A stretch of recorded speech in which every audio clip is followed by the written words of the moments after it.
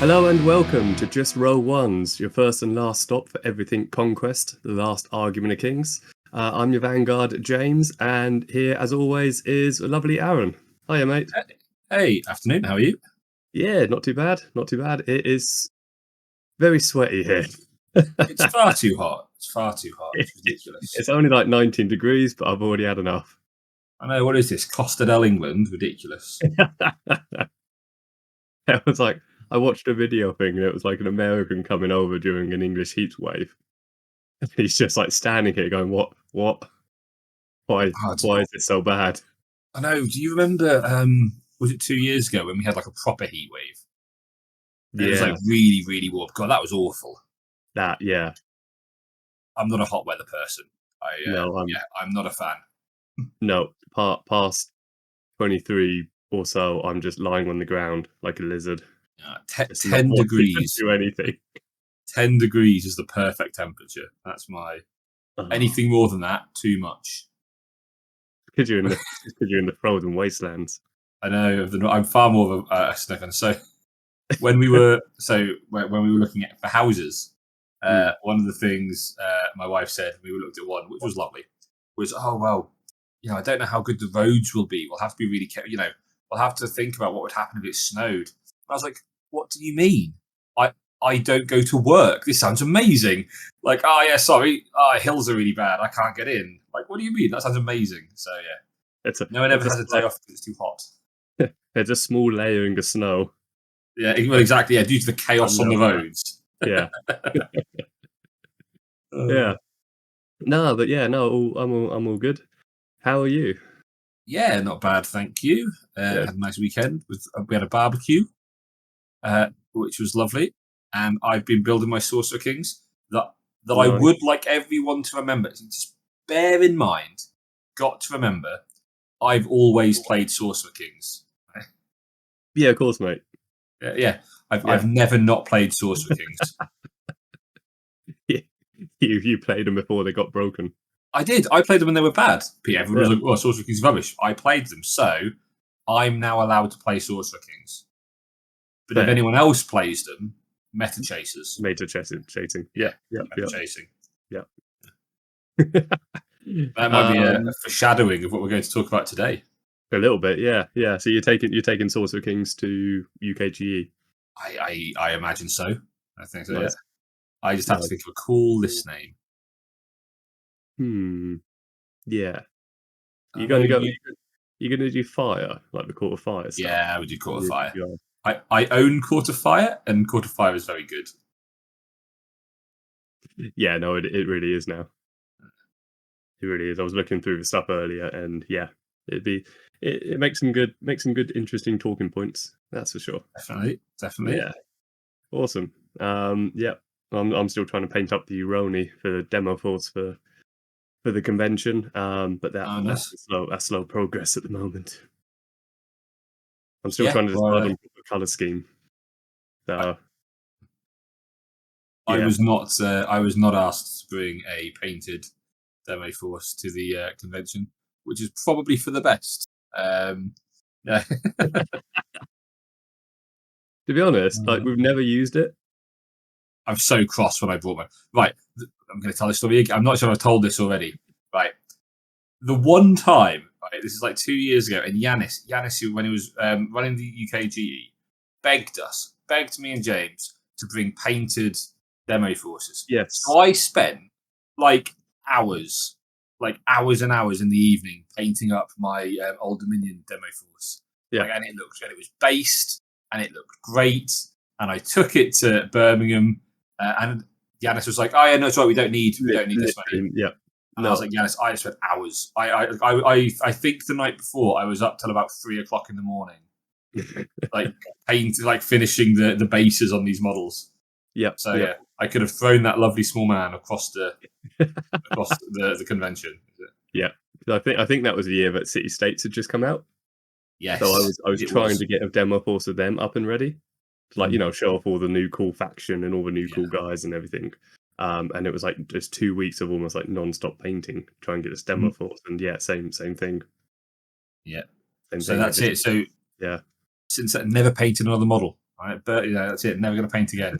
The problem is, I know that I don't take a demo force, it's gonna be needed. Yes, 100%. Yeah, That's always how it goes. yeah. So I've got one. I'm aiming to take a couple of demo forces. So I've got a Wardroom one, but yeah, if I can't get the Uroni done, I've got a backup plan. Good. Um, Really good. which is nick someone else's army. Um, but yeah, if I don't take them up, I know they're going to need to be needed. And Janos isn't even there this year. I know.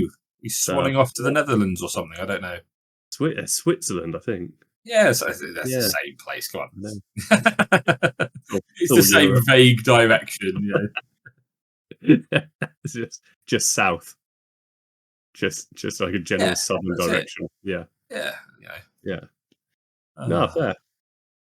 Good.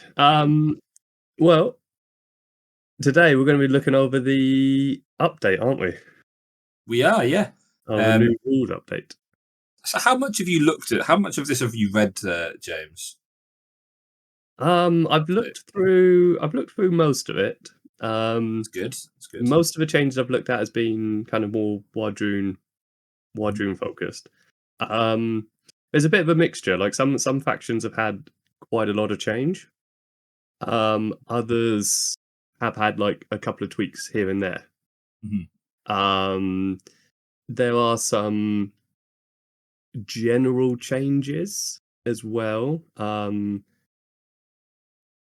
Some to the rules, and kind of just changes to the factions that reflect the way that we're looking at the game going.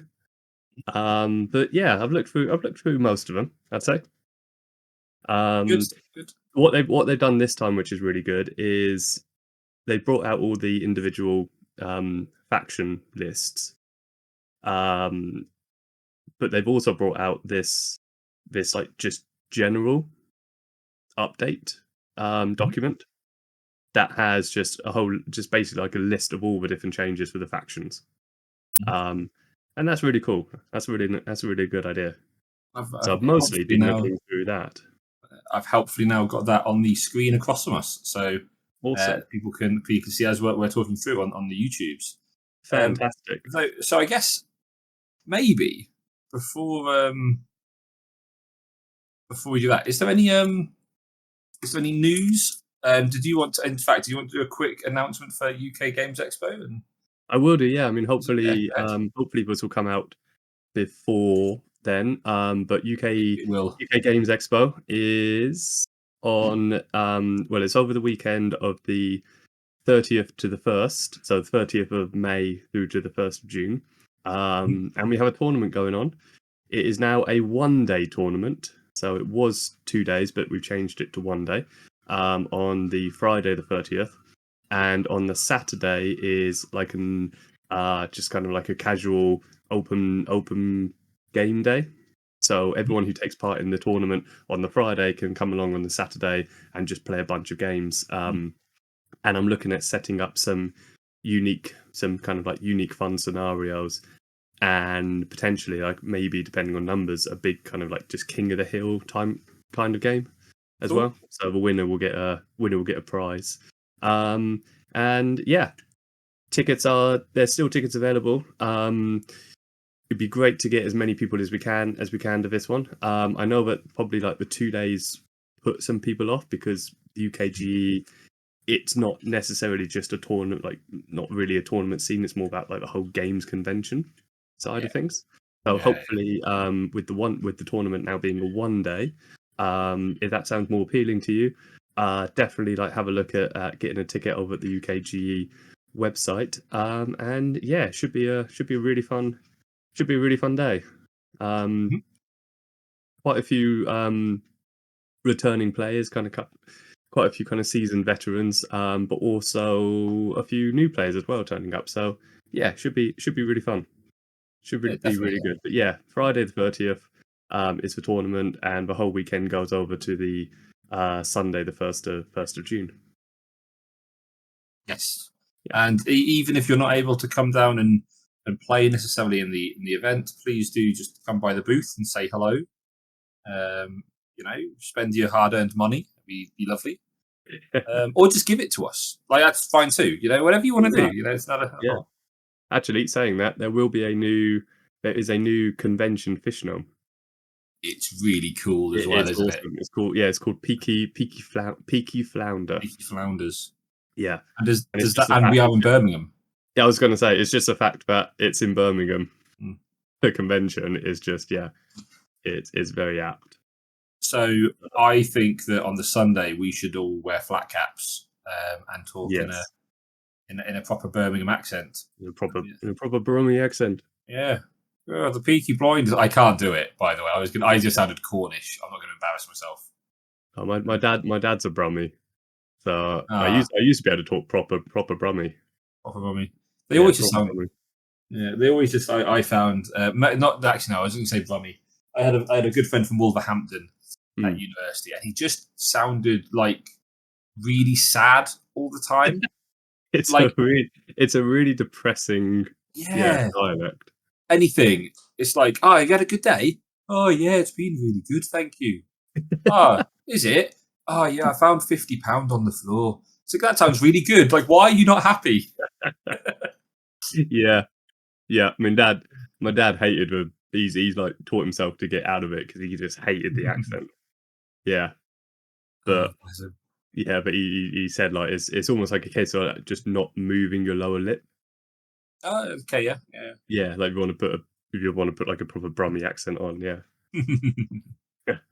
Ah, But yeah, no, I think that's the only news. actually, I would say we might need to, James, do a bit of a public service announcement Mm. based on our conversations over the last few days.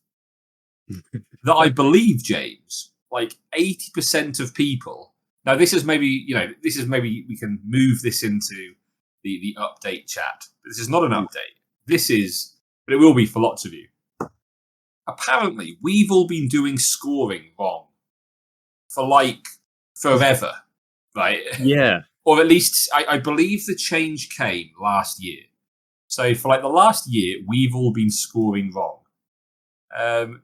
So this came up because I there was a picture that was posted up in one of the Conquest chats I'm in, and someone was asking, "Can the Raiders score this objective?"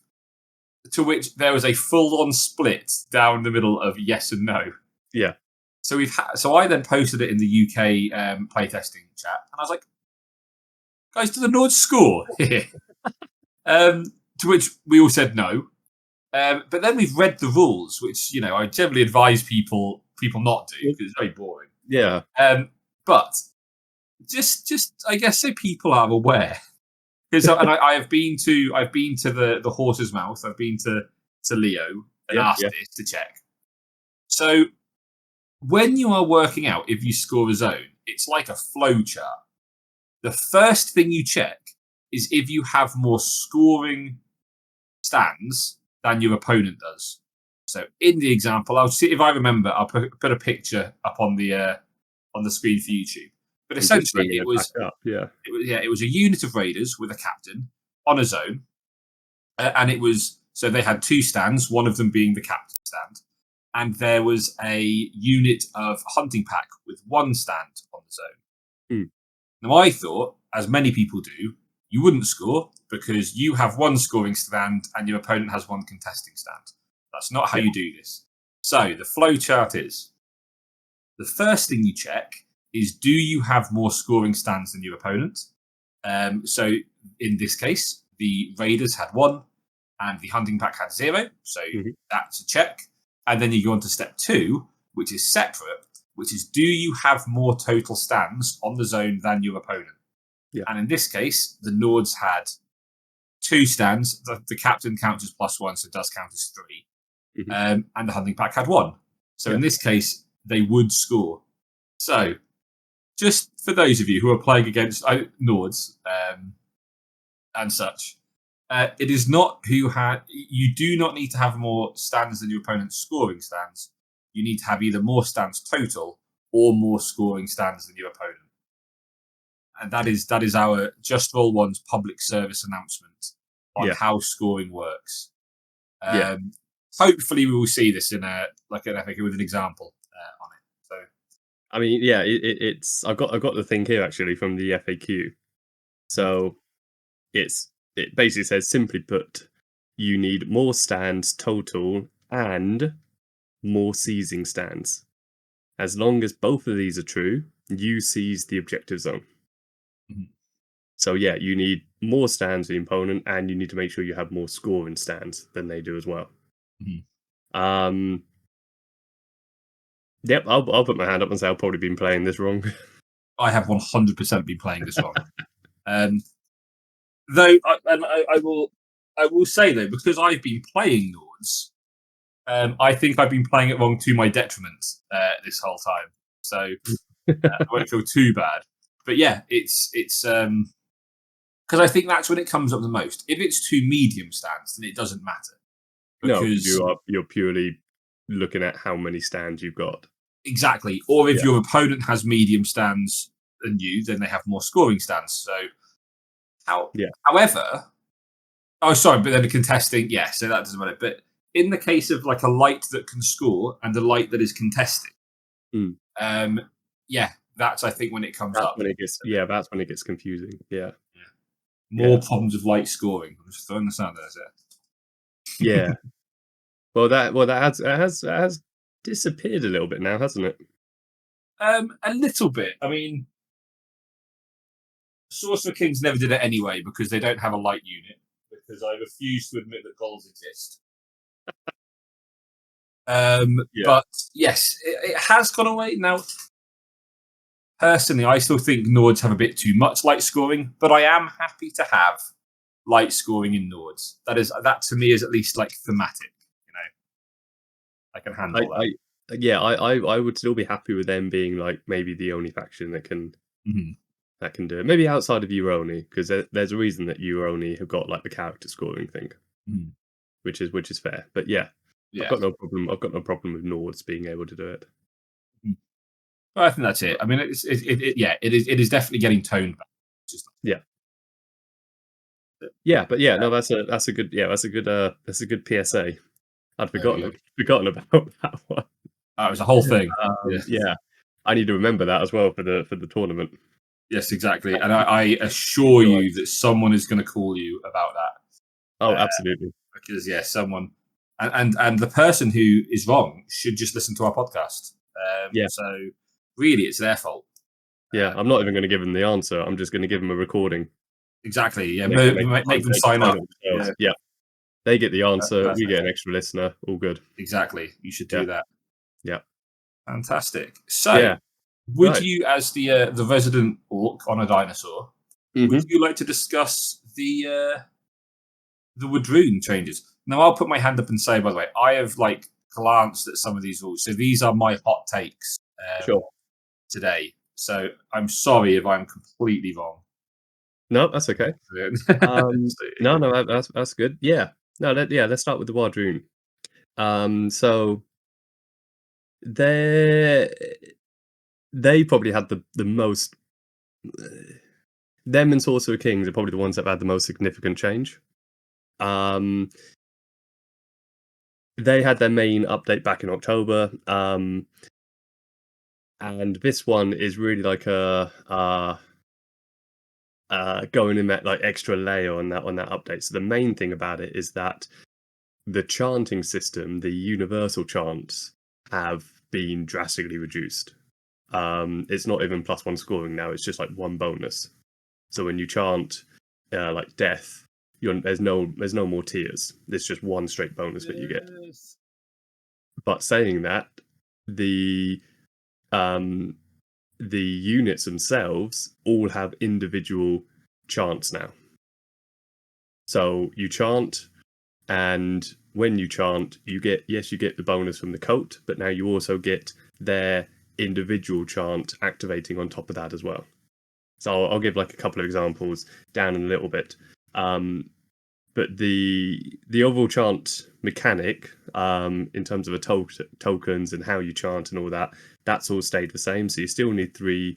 You still need three markers. You can still use conquest markers and turn them into famine, death, or war. You then have to discard at least two markers, and you're still getting benefits until the end of the round. The changes are, first of all, famine always used to be like the charging one, so that's been changed now. So instead of getting like +2 to your charge, you get dread. Special rule. War is stayed the same in that it's now it stayed as the cleave 1. Death is you get deadly blades, and conquest has had a change. Well, it's had a reduction in what it can do. Instead of being able to like move that extra and get extra evasion, now it's just you add +2 to your evasion characteristics, but to a maximum of 3. So it used to be maximum of 2, now it's gone back up to 3. So Chosen to Conquest will be quite happy with that as well. Another major change is that the cults of Yukan Vazani. That's good. That's a good pronunciation. Thank you. I thought I was going to butcher it, but no. I'm not going to try it again. It used to be that the warlord only could choose chosen regiments as a mainstay based on what cult they were following. So they were, if you chose your warlord to follow death, you could add up to 2 regiments of chosen to death as a mainstay. Now this has been changed to characters in general. So whichever cult the character is following, they can add those chosen units into their warband. So if you've got a predator following war, he can have chosen a war. If you've got a queen following death, she can have chosen a death, and so on. So I quite like that. Conquest is still limited or is still restricted to the warlord. So you can't choose any character to just follow Conquest. Conquest is still limited to that being your warlord. But I like this one. I think it gets the chosen regiment out there more as well. So if you want to go for a more like potentially all chosen army, you can now quite feasibly without relying on like warlord and scions and whatnot. And do you think, James, people might want to do a full chosen army? I think you might. Yeah, I think you might. Based on a couple of the changes. Vision as well is that's had a little nerf in terms of who can access it. So it used to be if your warlord was Conquest and you chose Vision, then any character gained forward force. Now it's just limited to that character, but it's a character. It's not just warlord or cult of Conquest. It is any character, but limited to that character. There are other kind of like nerfs that happen. I'll try and get like a bunch of the nerfs out of the way.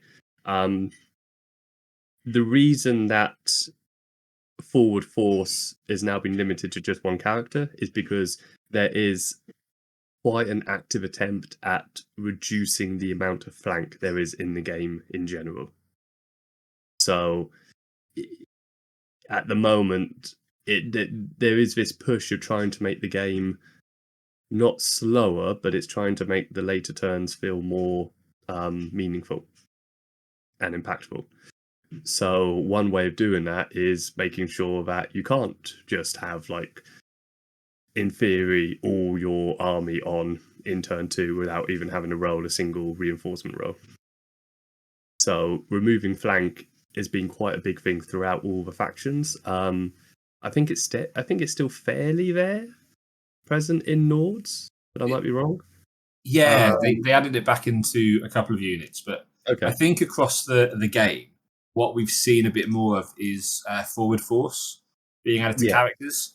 So you are able to kind of bring in your own. You can kind of pick which units have flank, but it's limited to the ones that your character's attached to. And I, at least personally, I quite like that change. I think that's okay. I quite like it, and you're normally having to pay for that as well. Like, not only have you got kind of like your character tax, but normally also like that forward force is maybe another artifact or mastery that they've got to take as well. Yes. Another thing is that they're also trying to reduce the amount of triple activation stuff there is in the game. Because that is it's very difficult to balance, and it has the risk of being really exploited. So things like Chosen of Conquest don't really have like a triple activation thing anymore. But also Fluid Formation has disappeared from quite a few things as well. But most for the Wadroon, certainly most notably, it's disappeared from the Quattle and the Winglord Predator. So they've been given an extra barrage in compensation, but they now can't do their kind of fluid formation oppressive stuff, oppressive from the sky stuff. But otherwise, those are like the only real like kind of like nerfs. And I say nerfs, to be honest, they're healthy changes, I think, for the game. As they're just reducing very gamey stuff that people can kind of exploit and use to their advantage. So yeah, I'm quite happy with those changes. You got anything to add before I kind of go on to like the regiments? No, I think that's a lot of the main points I think you've covered there. Obviously, there's a few changes to regiments. There's a big one in terms of nerfs that you can mention. Though I don't actually think it's that big a deal. But, we'll get to it. I think I know which one you mean. We'll get to them. Yeah, we'll get to them. Cool. So basically, with the regiments, then, so like I said, they've all now got their individualized chants, and not only does this make now chanting more easy to kind of like, I guess, measure and control and if necessary change and adapt, but it also now makes all the units feel very thematic and it makes them feel very unique. So it's not just saying like Braves are a better version of Blooded. It's now they actually have a different role. So there is now, to me, more choice, and there's more like kind of incentive in taking more varied units or more varied list. So, for instance, the Braves, their individual chat is called Blood to be Spilled, and basically when they chant the battle cry, they gain impact +2 until the end of the round. They've also gone down to 4 attacks. They used to be 5. They've gone down to 4. But they've also dropped a bit in price. They're now 125 points, so 125 points. So they used to be 130, so they dropped down 5. I like that. Yeah, you can still combine it with the Death's Gaze, which is the artifact that gives your regiment impact. I think impact as well. So yeah, because it's impact. This is impact +2. So yeah, I think it's good. It's nice and simple. But Braves want to be the ones doing the charging. Absolutely, they want to be the ones hitting first, and this just adds to that in general. Blooded, they've got a cool one. Theirs is called Proven Warriors. When they chant, they get +2 to their charge distance. So this is kind of like taking that change from Famine and putting it into the Blooded chant. Yeah. Like that. Yeah, absolutely. They're still 130 points. And the big difference now is that they're still at 6 attacks. So whereas now the Braves, it used to be kind of like the difference between like either +1 defense for the Braves or +1 attack for the Blooded. Now there's a bit more difference in that the Braves, yes, you've got a bit more extra defense, but you're only 4 attacks. Blooded is still 6 attacks. So yeah, I'm now looking at utilizing blooded certainly more than I was before this. Yes, well, of Um, course, yeah. slingers. Slingers. Now this might be the interesting one. Um, they've lost torrential fire. They've gone up a barrage, so they're now barrage 4. They've lost torrential fire. Um, they do have actually this isn't in 2 second. Where's the quadroon? Because there is a change, but it's not in the general one. Ooh. Are they? Ba, ba, ba, ba, ba. Well, then I'm going to have no idea what this change is. It's about the so their chant is You know, I was about to ask if their chant had changed because it was obviously really, really good before with torrential fire. So I was yes. wondering if they'd have kept it, but what's it changed to? What do we think? So so their chant has yeah, sorry, so their chant has stayed the same actually. So sorry, so their chant has stayed the same in that their entire barrage range counts as their effective range. Okay. I got a little confused there because for some reason I thought they had the same one as the hunters. Okay. No, so Yes, that's it's where still the same as before. So it's all still the it same as really gives them still the is same as before. plus one to barrage. So they got +1 barrage, so they've gone up to barrage 4. They're still 18 inches, Yeah. but they've lost torrential fire. So their real oppressiveness used to be if they chant, then basically they went up to like barrage 4 anyway, but Yeah. they were doing ones were causing an extra hit over like 18 inches, which is crazy. Oh, so it's more than that. You get an extra hit for every 2 hits you get. So yeah, so it used yes. So for every yes, that was it. So yes, for every 2 hits you get an extra hit. So I was thinking a rapid Yeah. volley. So they've lost that ability, which is good. Yeah. The thing that a lot of people, the thing that a few people haven't a bit kind of sad about is that they have gone up in price a bit. So they've gone up to 165 points, Yeah. and they're 50 points per stand. Now that is a fair bit for them. Well, Um, yeah. that is a fair bit. They're still only defense 1. Mhm. Um, yes, they got that extra barrage. They're still good. Do not get me. Do not, I still think they're very good. A lot of people are kind of saying, "Oh, they're now instantly shelved." I don't necessarily think they are. I think what it means though is that hunters have now become have now really kind of gone up, Mm. and people now are maybe looking at more taking hunters, preferably Yeah. over possibly over slingers. Yeah. The hunters are very good. Yeah, Um, yeah, they are. Um, so if we go back to going on to the literally, hunters, yeah. Okay. Yeah. Talking about hunters. yeah, going on to the hunters. So um, they've still got loose formation, sure shot. Um, well, they've got loose formation. They've got deadly shot. We've had armor piercing one. They've now got sure shot as well. Mhm. So that means that anything hiding in obscure terrain, they don't care about. Um, Good. and their chant, and I like this. I like this one. Is called momentum. Um, now, basically, if they perform a march action before their volley, then and they move directly forward, they don't kind of wheel or anything. Then you add however much they moved by to their total volley. Oh, Or that's cool. to their range. Sorry, to their range, up to a Oh, maximum of that's 4. So say you move them up, they've got a range of, let me just double check their range. The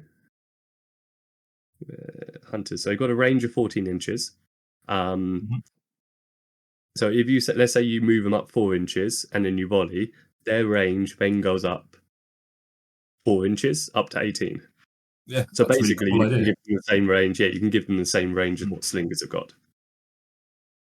Downside to this is you can't um you can't take aim with this. They don't have like a free take aim action or anything else. So you're kind of, and they're still only volley 2. So you have the choice between whether you want like kind of bit more reliable but shorter range shooting, or if you want less reliable but covering a longer distance. That's cool. I like that. Yeah, I like it as well. Again, loose formation on them is really good. They stayed the same points at 150 points, so they're 15 cheaper than slingers. And I just think it's a really cool move. I just think it's a really cool rule. You know, these guys are chucking really heavy javelins. It kind of makes sense that they want to get a really good run up beforehand. Yeah. And it's probably not like in terms of design, it's not like you're having to pick between aiming or momentum either, because if you're going to aim and shoot, you're in range anyway, so you don't need the extra range. And if you're going to use momentum, if you have to move into range, you might as well be able to do it from further away. I know I like that. Really cool. Exactly. What this could mean quite nicely is if you combine that, if you put a predator with them, so predator still gives fire in advance to the regiment. So it means like you can kind of be annoying with that extra range in terms of like run them up that little bit, get them in range, chuck some javelins, and then run them back again. Nice. That's cool. So you could have some really annoying AP1 deadly shot. Little like chip damage. And kind of be annoying, or you kind of like, you know, you run them up, you shoot and then use fire in advance and get them further, so that next turn they are now in range to be able to do that. Yeah, as you say, to be able to like aim and then body properly. Yeah. So yeah, I think they've got some. I think they've got more potential utilization than slingers in that sense. Yeah. Yeah.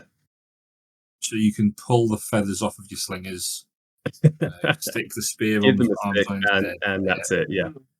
That's it. Put a little toothpick in the hand or something.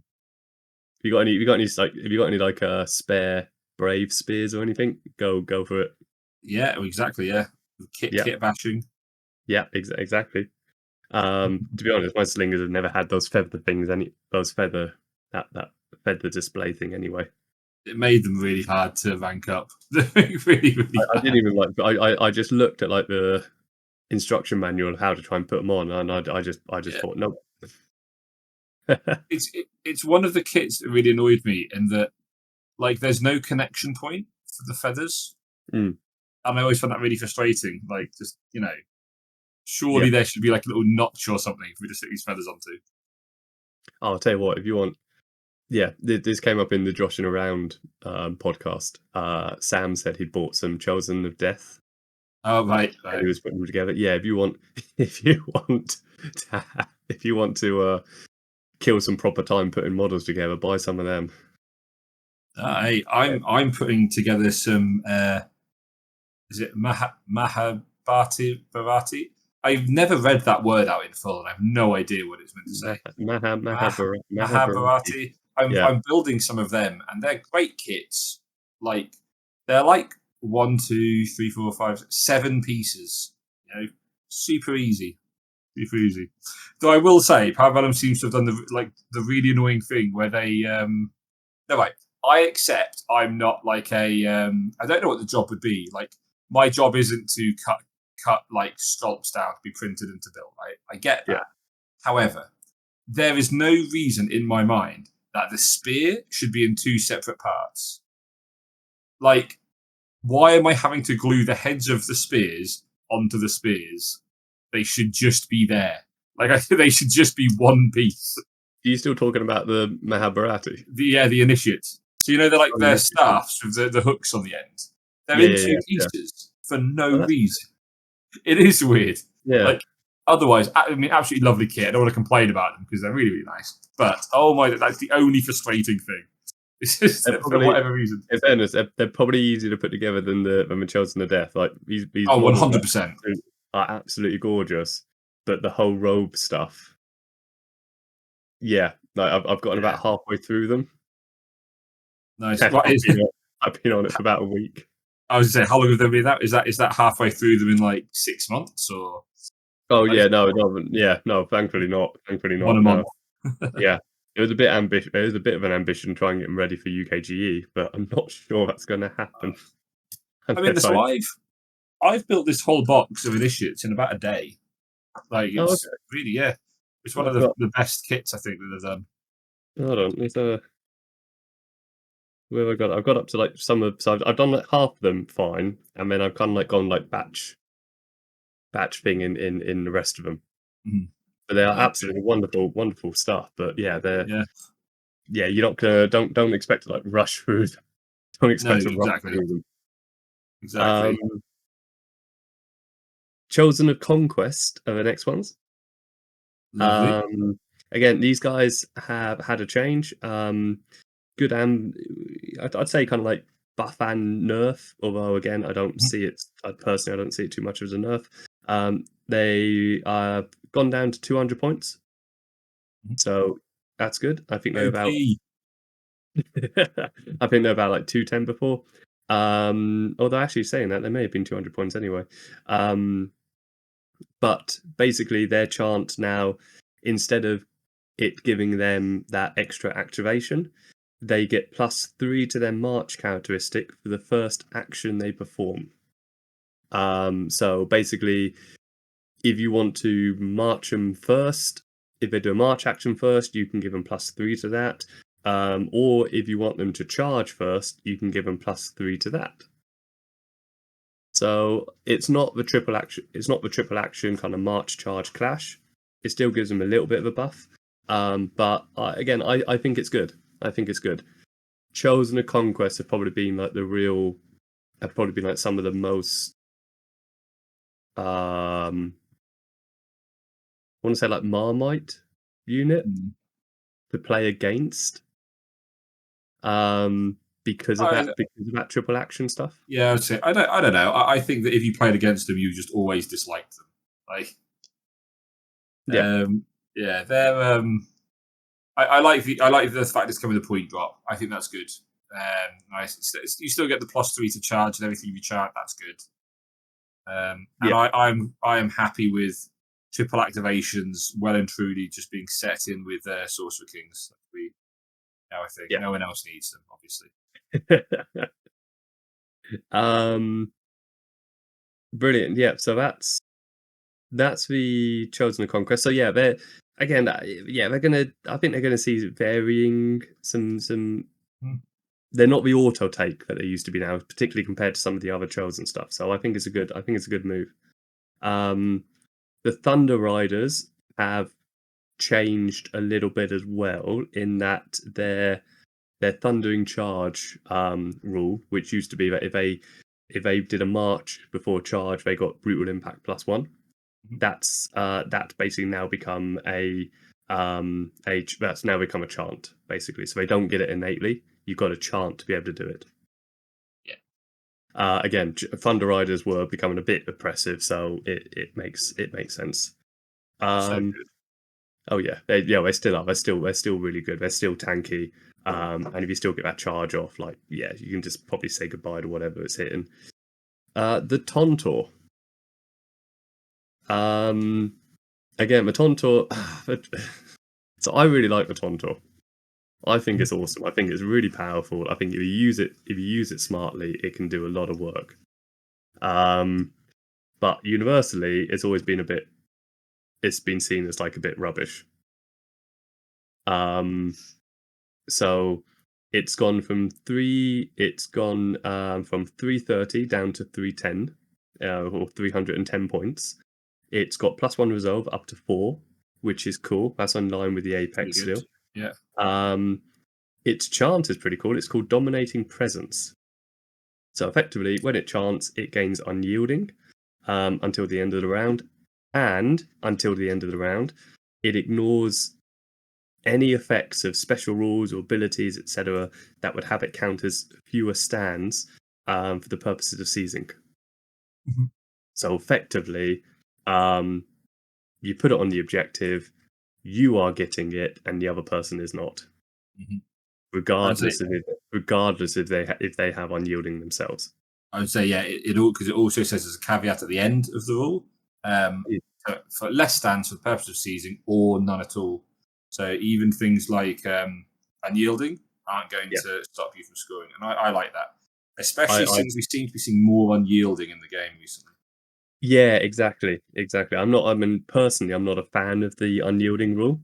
Um, but if we start seeing some more counters to it, I'm not sad about that. So just play some Tontos. Exactly, yeah, yeah. Drum Beast as well, that's had a glow up.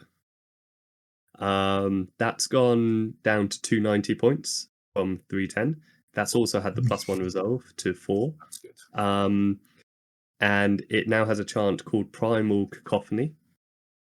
And again, when it chants, enemy characters and regiments within 12 inches of the drum beast can't heal or perform a rally action, and they can't activate as a result of an entourage activation either. So effectively, you bring this thing out, put it in the middle of a battlefield, and it makes this aura, and basically anything around it. If they get beaten up, they really can't do anything about it. Mhm. Particularly if they have like Yeah, something like regeneration or whatever else, or healing spells. Yeah. yeah. So I don't think it's bad. I just think it's still.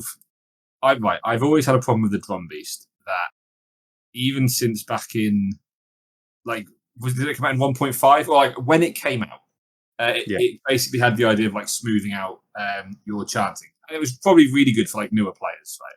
Yeah. Ever since it's come out, it's always had like cool, like that's a cool rule. I like that, but it's on a 150, 160 pound massive dinosaur, and I just want my dinosaur to be cool things. Like I don't want their points going down. I want them to be going up, and I want them to be like doing more cool stuff. That's always been my problem with the drum beast because the Tontor, like you say, like it wasn't. I would say like it wasn't like oppressively good before. I thought it was okay, Mm. but it was it kind of did what you expect the Tontor to do. The drum beast just keeps being to me. I feel like it keeps being put in a role that shouldn't be on a model that's so expensive. Yeah. And because the model is so expensive, it has to be more points and do cool stuff. That's that is my No, thought at least of what it's been. You know what I mean? Like yeah, yeah, yeah, I get that. I get that. Again, yeah, it's always been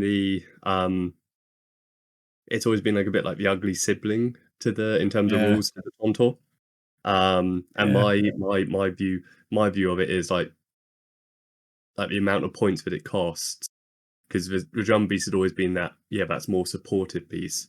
My view yeah. was I don't want 300 points just sitting at the back of the board not doing anything.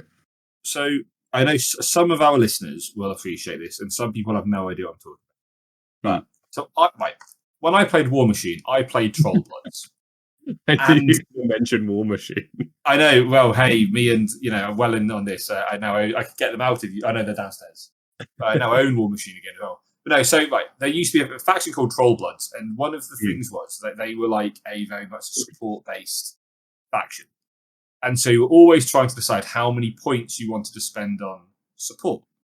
And if you spend too much, like in this case, if you're spending 290 points on support, that's 300 points you're not spending somewhere else. So it has to do 300 points worth of supporting. Yeah. And I think in Conquest, I don't think the drum beast really does do support. It disrupts your opponent a little bit. Like if you're really relying on healing or something, it's going to be good. But is it going to do 300 points of disruption? I don't know. And it's really tough because how good does a 300 point support piece have to be? Probably really good. Hmm. And then it becomes a bit of a you really run into the fact it could be quite a negative play experience for your opponent. So it's a really tough one to get to. I'm not saying I have an answer for what it should be, but I think if it's going to be a support piece, I think it needs to do a lot of support. Hmm. And I mean, off the top of my head, maybe we'll kind of think of this, or if anyone has any suggestions, please feel free to send them in to us. Like, what would you like the drum beast to do? Because I mean, Yeah. it's been bad since it released. I think it's fair to say, like, it's been like you said, it's like the ugly Tontor. Yeah, which is, yeah, and I mean that purely from rules aesthetically, I love the drum beats. I Me probably too. think it's cooler looking than the Tontor. Yeah, me too. Um, Um, but yeah, the Tontor's just got more that marching destruction that you kind of expect from something that Yeah. size. So, Um, yeah, since yeah. Sorcerer Kings came out, I did have the so you know how when you put the well now you can do multiple, but when you used to put like the Maharaj on top of the Mahut, Mhm. and it would kind of change the rules a bit, and I was like that could be like the drum beast. I know that maybe it's not the best to have a such an expensive kit essentially require you to have a rider on it Mm. as a mount, but like I just think you could do something really cool there with like especially now there's the different scions. Just maybe Yeah. amplifying their spell casting ability or something like that. Like Yeah, just yeah. some kind of support in that way. Well, Though there is. I mean, we've been well, told that that might. the Sorry, go on. oh no, sorry, I was just going to say we have been told that the Chosen of War will not be able to ride on a drum beast. Yeah. No, No. it doesn't really. I mean, there is. It does give a bonus. So I was going to come onto this a little bit actually, but that's a good kind of like segue Yes. into it. Um, with the rider rules, um, they've all now kind of got like an individual bonus or Okay, whatever cool. thing they can do. Yeah. Um, so for instance, the drum beast rider, it's still only limited or restricted to the sign of conquest. So you can't have your sign of death on it or anything. It's still only sign of conquest.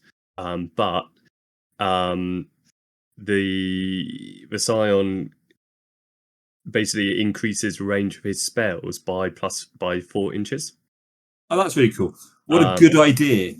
yeah, Genius. spells with range itself are unaffected. But yeah, spells if he's casting any spells on it. I mean, when we say spells, like the scion is basically like kind of shouting out orders, Yeah. kind of thing. They're not like he's a particular like magical guy. He's just like giving out a bunch of orders. So it kind of makes sense when you've got massive horn, like massive trumpets and a drum, What that a he great can idea. get his orders out a bit wider. Yeah, so +4 to his spells. Um, and even the Tontor rider for the chieftain, it used to he used to be really cool having him on the Tontor, but then there wasn't any bonus. He didn't give any bonus at all to the Tontor, so now that's been changed as well. So his tribe's pride, which gives the regiment he's with Flurry, that's now been if he's riding a Tontor, that gets changed to Vanguard 5. Mhm.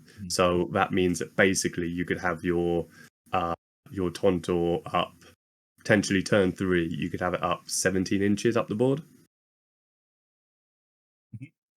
And then Yeah. ready to like chant next turn, get on the objectives easily, or even That's on pretty one of cool. even on like a objective near you. And if anyone's on it, you can do the chanting stuff and claim it instantly. Yeah, that's good.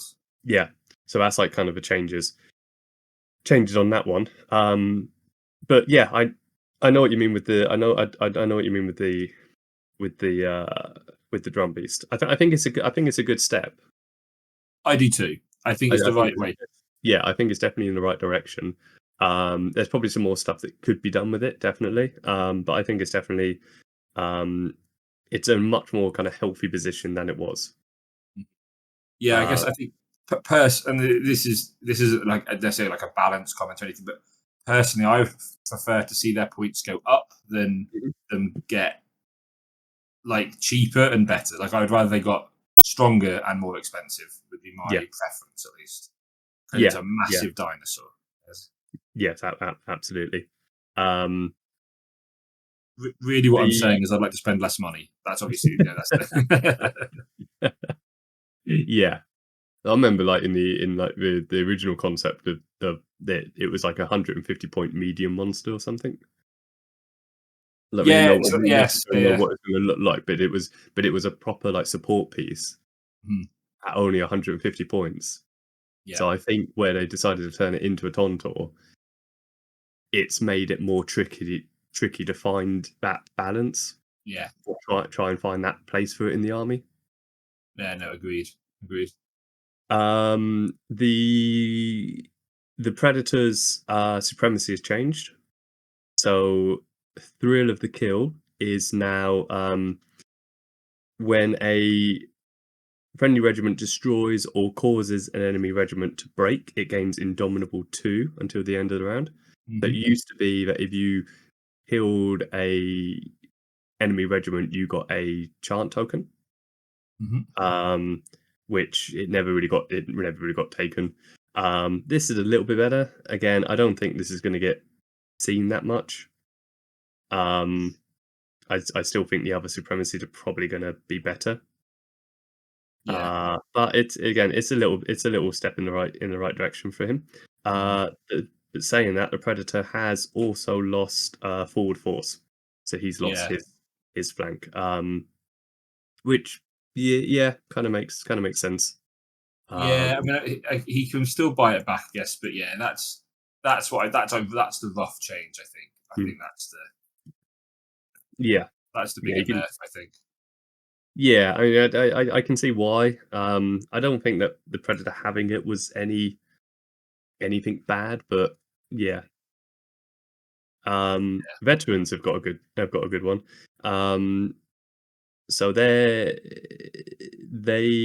change is that they've gone to 170 points. Mhm. Um, and they have their chant is called Show the Path, and when they chant, other friendly tribe regiments, so effectively other friendly veterans, slingers, blooded, and braves, within 8 inches of them gain +1 to their clash, to a maximum of 4. That's really cool. Yeah, I absolutely. like So if that. you've got like your Yeah. a lot of people are talking about like the big block of braves coming back, the Yeah. Yeah. BBB. If you let's say you chant with the one of the ideas I had was if it works, you got enough tokens, chant with the veterans. Um, doesn't really matter what they do, but chant with them. If you got your big block of braves in range, they get +1 clash, if they got to clash 3.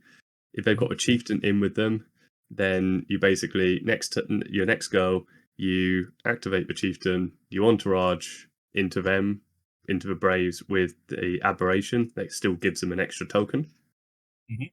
You chant with them, um, and then you charge, so they get their impact hits, Mhm. but then they'll get their impact hits at clash 3 rather than 2, Yeah. No, and they that's go up good. to clash 4, and because the chieftain's in with them, he gives them flurry as well.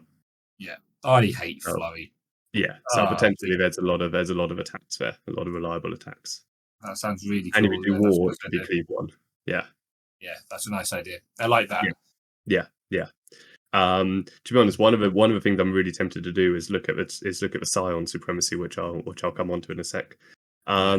The chieftain has had a couple of changes or a couple like different rewording stuff. So Tribe's Pride is the regiment that he's currently attached to gains for flurry special rule.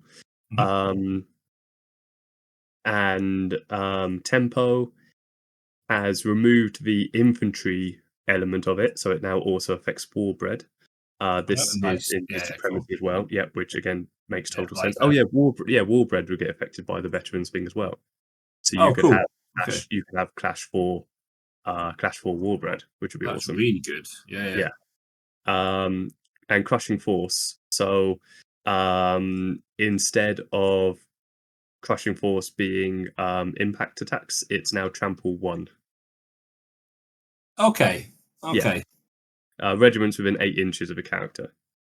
So yeah, which I quite like. Yeah, I don't think it. I'm not against that. Yeah, Yeah, I don't think it changes the maths too much. it doesn't. It's like if anything, it's like if you got like a big block of 6, it's like of 6 braves. It's like they've got trample 1, so it's like 6 attacks extra. Yeah. Yeah, it could be enough to like make a bit of a difference. But Mm. they've got to be in range of the chieftain. Yeah. Yeah, yeah. No, I mean, that's seems Yeah. fine. Yeah. Tontor Rider, I've already covered. Yeah. Right, and then some of the new stuff. So the Chosen of War. So these guys kind of got previewed a little bit already. In essence, 220 points. They are heavy. March 6, volley 1, clash 3, 6 attacks, 6 wounds, resolve 4, defense 4, which personally I'm quite happy about. Yeah, I bet. Evasion 2. Yeah. And Evasion 2. Yeah. Which My I poor didn't Dragon know Slayers. why they got that, but yeah, Evasion 2. My poor Dragon Slayers. See, why I'm gonna get a t-shirt with no more Evasion 2. Yeah. Yeah. Madness. That's Yeah. so good. These guys are gonna get taken a lot, I think. They've got their chant. It's called Cultists of War. So they can only follow the cult of war, as what they used to as normally the case. When they chant the battle cry, they gain terrifying 1 and fearless until the end of the round. So that's kind of resolve Yeah. 4. That's not gonna get taken down or anything. Yeah, it's pretty good. Like, I think when it comes up, it will obviously be matter, but it's nice that so quite a lot of these you can only chant on, say, maybe every third activation usually. Yeah, I know normally you can make it up. Yeah, yeah, I mean, if you got you got little things like aberrations and stuff, but yeah, generally you yeah, may be getting 2, maybe 3 chants if you're lucky. yeah. So I mean, I think even if it was 4, even if you got like 4 chants to 10, that's also great. But I think just that with these guys, you don't need it. Like, they're really good without their chant. Mm. But the chant was, you want to go and attack a fallen divinity, that's a good chant. Yeah, So absolutely. yeah, that's really cool. Yeah. I like that. Good design. Why do they have Evasion 2? Well, yeah, I mean, to be honest, like the Terrifying 1 kind of makes sense. Well, I missed out some special rules. They've got Cleave 1 normally, they've got Line Breaker, Unstoppable, and Impact 2. So if you're adding Terrifying 1 onto that, they can do some real damage. Yeah. The thing under that is that they're heavy. Yeah. So I mean, there are a lot of there are a lot of things that are competing for a good heavy spot. yeah. So don't where these guys if these guys were still medium, they would be broken. But Oh, realistically, 100%. Yeah. Yeah. they're not going to be getting into the fight until realistically turn 4 or 5, maybe later. Yeah, that'd be terrible. Don't do. Yeah. No. Quattle has lost Fluid Formation, but got the Ballad +1. Same with the Winglord. The Hunting Pack have gone down to March 7. Boo. Yeah, it's probably fine. They're still quick as hell. They've still got everything Yeah. else. That it's fine. Scion of Conquest. This potentially, to me, could be one of the strongest supremacies in the faction now. So his Visions of Conquest. When a friendly regiment chants a battle cry, they gain the effects of Dissonance spell until the end of the round, as if it was to target that spell. Dissonance is, I will remind people when my iPad works. He's reminding himself, to be clear. I'm reminding myself. Shush. It shows how much I use the Scion spells normally outside of Crescendo. Outside of Crescendo. Dissonance is, where are you? Spells. There we are. When a target friendly regiment chants a battle cry, currently engaged enemy regiments do not benefit from the inspired special rule. So it's a pretty good one. It's maybe a bit situational, but it's a good one. The thing that I really like though is the in addition. So you get all that, but also in addition, all regiments that would add a chant marker to the chant sequence may add a conquest chant marker instead. So effectively, all your units outside your characters are chanting conquest, or putting conquest chants down, which means that yeah, effectively, you can choose whichever cult bonus you want because you're all Conquest. That's really And good. there's an activated bit as well, so you can only use this in like one turn during the game. Until the end of the round, each time you would draw a command card from your command stack, you search your command stack and play a command card of your choice. So he's always had that, and that can be such a pivotal, such a like really powerful thing if you choose the right time to play it. Mhm. So yeah, I really like the Scions change. Yeah, no, I think that's really cool. Yeah. It's really good. Warbred, they've lost Juggernaut. Um, they've got Penance. So they've lost Juggernaut as an innate special rule, but basically that is now their chant. And their chant is called Penance, so they get Juggernaut, and also they're not affected by hindering terrain either. Mm. So chant them, charge them into forests, whatever. They're happy. Raptor Riders have gone down to Volley 2, which I think was a good call. I I was never really a fan of him being Volley 3. I just felt it was a bit too much. And Mounted Hunters is their chant. And effectively, they used to have a free volley action. That's now become their chant. And they get aimed shot as part of that as well. Oh, So that's cool. if you chant with them, they get a free volley that goes up to basically volley 3. And So they've kept fluid formation, right?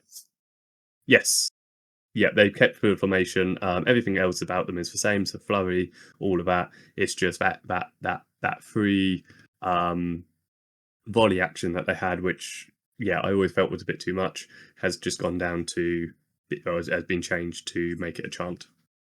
Cool. Okay. Yep. That really seems good. It seems good. Good And practice. finally, I think for them is Chosen of Death. 180 points. Um, they're March 6, Clash 3, 6 attacks, 5 wounds, Resolve 3, 0 defense, but evasion 2. Cool. Um, Yep. they've got Flurry still, and their chant is like for Chosen of War, they're limited to death, but they gain flawless strikes until the end of the round. That seems good. And Yep. they also have Visage of Death as a special rule, which is if they get targeted by a volley action, they get Tenacious 2. That seems really good. It is. When you combine that with the Scion of Death, um, she basically, infantry in her warband basically get +1 evasion. So they go up to evasion Oh 3. wow. Oh cool. So just base 3, right? Yeah, basically, yeah. That's really good. Um, Yeah, and if you combine that with a death, then these guys are 6 attacks with flurry, flawless strikes, so smite on ones, and deadly blades. Nice. So Okay. I'm hoping they really wreck face because I want to use them. Yeah. No, I mean that sounds fantastic. Yeah, And I mean they're such gorgeous models. Like I'm really glad they're going to have some more table time. absolutely, absolutely. I think really the chosen of war and the chosen of death are going to see a lot of play. So Yes. I'm excited to see them. Um, some changes to some of the artifacts and stuff. So Scars of Endeca went down to 10 points. History has gone down to 5. Authority has gone down to 20. Blood has gone down to 20. Cure has gone up to 20. Mm. And that's been changed now that the regiment that the characters with gains the untouchable special rule, and Ooh. drive is Cult of Famine only, and infantry regiments in the character's warband gain the double time draw event. Okay. Yeah. Yeah. We haven't seen much double time in a while. No, it's quite nice It's to come have back. it. Yeah. Yeah, Yeah. it's come back. I So like it. I like those changes. so quite a few there for the Wardroon. Like I said, they're probably the biggest ones that have had it that have had it. Do you want to go over the next faction? Yeah, we can have a look through and see what's up Yeah. next. I was Who's going to say, kicking like, I really like on the masteries and also relics, hopefully coming down in points. I'd really Yeah. like to see that kind of across the board.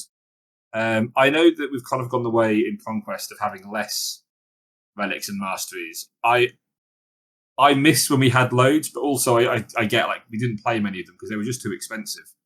Yeah, I'd really like to see them across the board in like all the factions become really quite cheap, and then it's just like a fun thing you can like take up in your list. You know what I mean? yeah, Like, so yeah, I like that change. yeah. So Exactly. next up, here's this handsome man here. We're looking at the Hundred Kingdoms. What you meant me. Uh, yeah, well, of course, I can see the resemblance on the screen. Do you have a large, creepy lion helmet? I don't know, man. I'd like to say that's what I look like when I do reenactment, but I don't know if I I can pull think so. that off. Yeah, I I don't know reckon if if I can you, pull that off. I'd like a big fur collar. That's what I'd go for. So, Yeah, yeah, after this, I think that Hundred Kingdoms is one of the best reworks we've had. So, like, I think they're already in a really good spot. yeah. Mostly, some units are worse than others, but I think on the whole, Hundred Kingdoms, you've got 4 different kind of sub factions, and you can mix and match them really however you want, and they are all good and playable. I was going to play Hundred Kingdoms before the Sorcerer Kings update came out, Mhm. and yeah, Hundred Kingdoms are really good. I think they look really, really fun. Yeah. So starting off, we've got the Flesh Cleaver. So these are just some more masteries and relic changes. So Flesh Cleaver has gone down to 15 points. It was 25. Standard of Steel has gone down to 40. It was 50. And Art of War Mm. somehow has gone down to 25 points, where I it don't was understand. 30. Yeah, yeah, I don't get it. It's so good. It is in every one of my Hundred Kingdoms lists at 30 points. So yeah. I will take it. Thank you. But also, that 5 points is really annoying. So, you know, it's still probably going to cost 30 in the end. The next change is Arm of Dominion. It was Mhm. already fine. It was all right. I think now it's a bit better. So, Oh, Arm of this is a Dominion. lot better. This is a lot better Yeah, now. yeah. So now the stands no longer have to be in contact with your opponent. Yeah. Sorry, your character no longer has to be in contact. If he's in a unit of infantry, then they ignore cleave, armor piercing, and smite. Yeah. So like they are just fantastic, really really good. I think that's a really solid choice now on a block. Really good choice. Oh, yeah, no, Um, definitely. the Archangels changed a bit. I can't remember off the top of my head what the charge action was. So So the um, charge, was it 12 before? I think it was 12, yeah, I think this has gone up a little Yeah, bit so because it's gone up to yeah, 14 because the hits inches. have gone down. The hits have gone down, so I think the charge went up. I know it's gone up to 14, and also the hits have gone up to 8. It was 7 before. Oh, yeah, sorry, Um, sorry, misread that. but I think that actually fine. I think that the spear is still better with the shield. The spear and shield are still better, but Mm. it's really fun. I really like the idea of these kind of double action, like special double actions we're putting in a couple of places. Yeah, So yeah, I hope that's really good. Crusaders, essentially, they're a bit expensive before they've gone down 10 points. makes sense. Yeah, it makes sense. The problem is Men at Arms really good. So it's not Yeah, necessarily their points overall; it's the fact they're competing with Men at Arms, which are just a really good, solid unit that everyone already owns loads of. yeah. Mounted Squires, they've gone down 10 points, whatever. Just a normal light cavalry. Um, Household Knights, outrageously up 10 points. Really good I'm unit. again, I'm kinda yeah, I don't mind this personally. Yeah, I mean, Yeah, it seems it's one of those because it's probably in the wash going to balance out in a lot of lists. But yeah, Household Knight's a really good unit. Really, yeah, really like them. Defense 4 with the shield, rerolling sixes is just brilliant. Really, yeah. really good. March of the Faithful Army Special Rule is now Indomitable +1, which is really big because there's a lot of Indomitable bubbles and Mm. abilities in 100 Kingdoms. So now, you're going to be ignoring a lot of morale with this army, which is really, really good. You're just living old Dominion at this point. It's fantastic. Crimson Tower went down 10 points. I've seen some people who are looking to play them. Some people who enjoyed them before. It's good. Mm. Sicarii are now 5 attacks up from 4, which is great. Household Guard, the Arms Master somehow went down to 15 points. You were taking him anyway. You've just got an extra 10 points in your army. So congratulations. Buy another unit of household knights. I don't know. Yeah, Steel Legion gained hardened 1. I like I know. that. Yeah, I like. They're It's big. not a They're big. bad They're change, big guys in obviously. heavy armor. I It agree. makes sense. It just doesn't make me want to play them anymore. That's the problem because they're just slow. And I understand they're big dudes in armor, and this is more of like a game thing than a unit thing. But yeah, I mean it's a good change. I do like it. I like Yeah. that change. And Gilded Legion went down 10 points, which I think is cool. They were maybe a Yep. little bit too expensive. Yeah. Overall, just a few different points changes that came out. Very few like big changes. But yeah, what do you think? Yeah, I think I like them. I definitely agree with you. 100k have probably been so far the best rework that's been done. Yeah. I think these are kind of just really good kind of quality of life changes. Mhm. There's nothing like massively changed because I don't think they needed a lot of it anyway. No. I do like, yeah, I like how it's just a bit more. Yeah, some things have just got a bit more flavoursome to them. So like things like Yeah. the Steel Legion change. I think for me the Armored Dominion one is probably the biggest one Yeah. because It's if you. I love and hate that. It's an awesome Yes. artifact, but I hate playing against it. Yeah. And it used to be like the way around it used to be okay, if you can position your guys and be clever about it, then you can hit them in the flank or something, or just not Mhm. getting like not be in contact with the character Yes. Yeah. because this is now regiment wide. That is huge. That's a big one. Yeah. Oh, It's and it's armor yeah. piercing X as well now. There's always been armor Oh piercing. yeah. No. Armor piercing and smite now too. I don't think it Yeah. enabled smite before either. Uh, yeah, that's going to get taken. Yeah, no, I Yeah. think overall, It's good. I really like them. I think most people are quite happy with them. I think so far.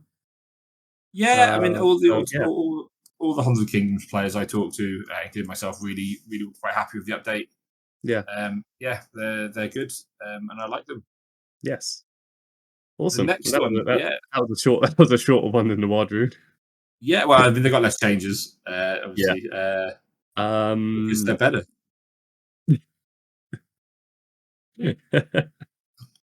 they're just better, They're just better. just better. So the next ones are the spires. Yes, Do you want to go over the Terrafond Surveyor? the Terraform Surveyor. I Yep, believe that's what it will be called. yep. Um, so this is it's not a character. No, it's just a normal measurement. Yeah. So 170 points. It's a monster regiment, medium, march of 8, volley 3, clash 2, 10 attacks, 15 wounds, resolve 3, defense 3, and evasion 2. It's Mhm, got barrage 10, 12 of a range of 12 inches, fly, impact 6, and irregular. mhm, Couple of like unique things. So it's got Eye in the Sky. So this is once the regiment's activation is completed, you can choose to immediately draw your next command card and reveal it. And if that card belongs to a regiment that is arriving from reinforcements, you may immediately activate it and it gains Vanguard 4 special rule. So it's really cool. Like, the point about this surveyor thing is like a really like scouting, like a flying mhm. scouting unit. So it's all about Yes. surveying the battlefield, seeing where the enemy is, seeing where the advantages are, and like relaying that back to the troops. So Eye of the Mhm. Sky, really cool one. Yeah, I Um, like that. Yeah.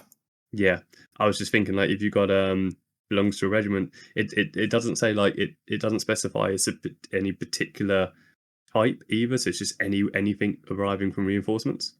So Yes. Yeah. how far does an abomination go? 10 inches, isn't it?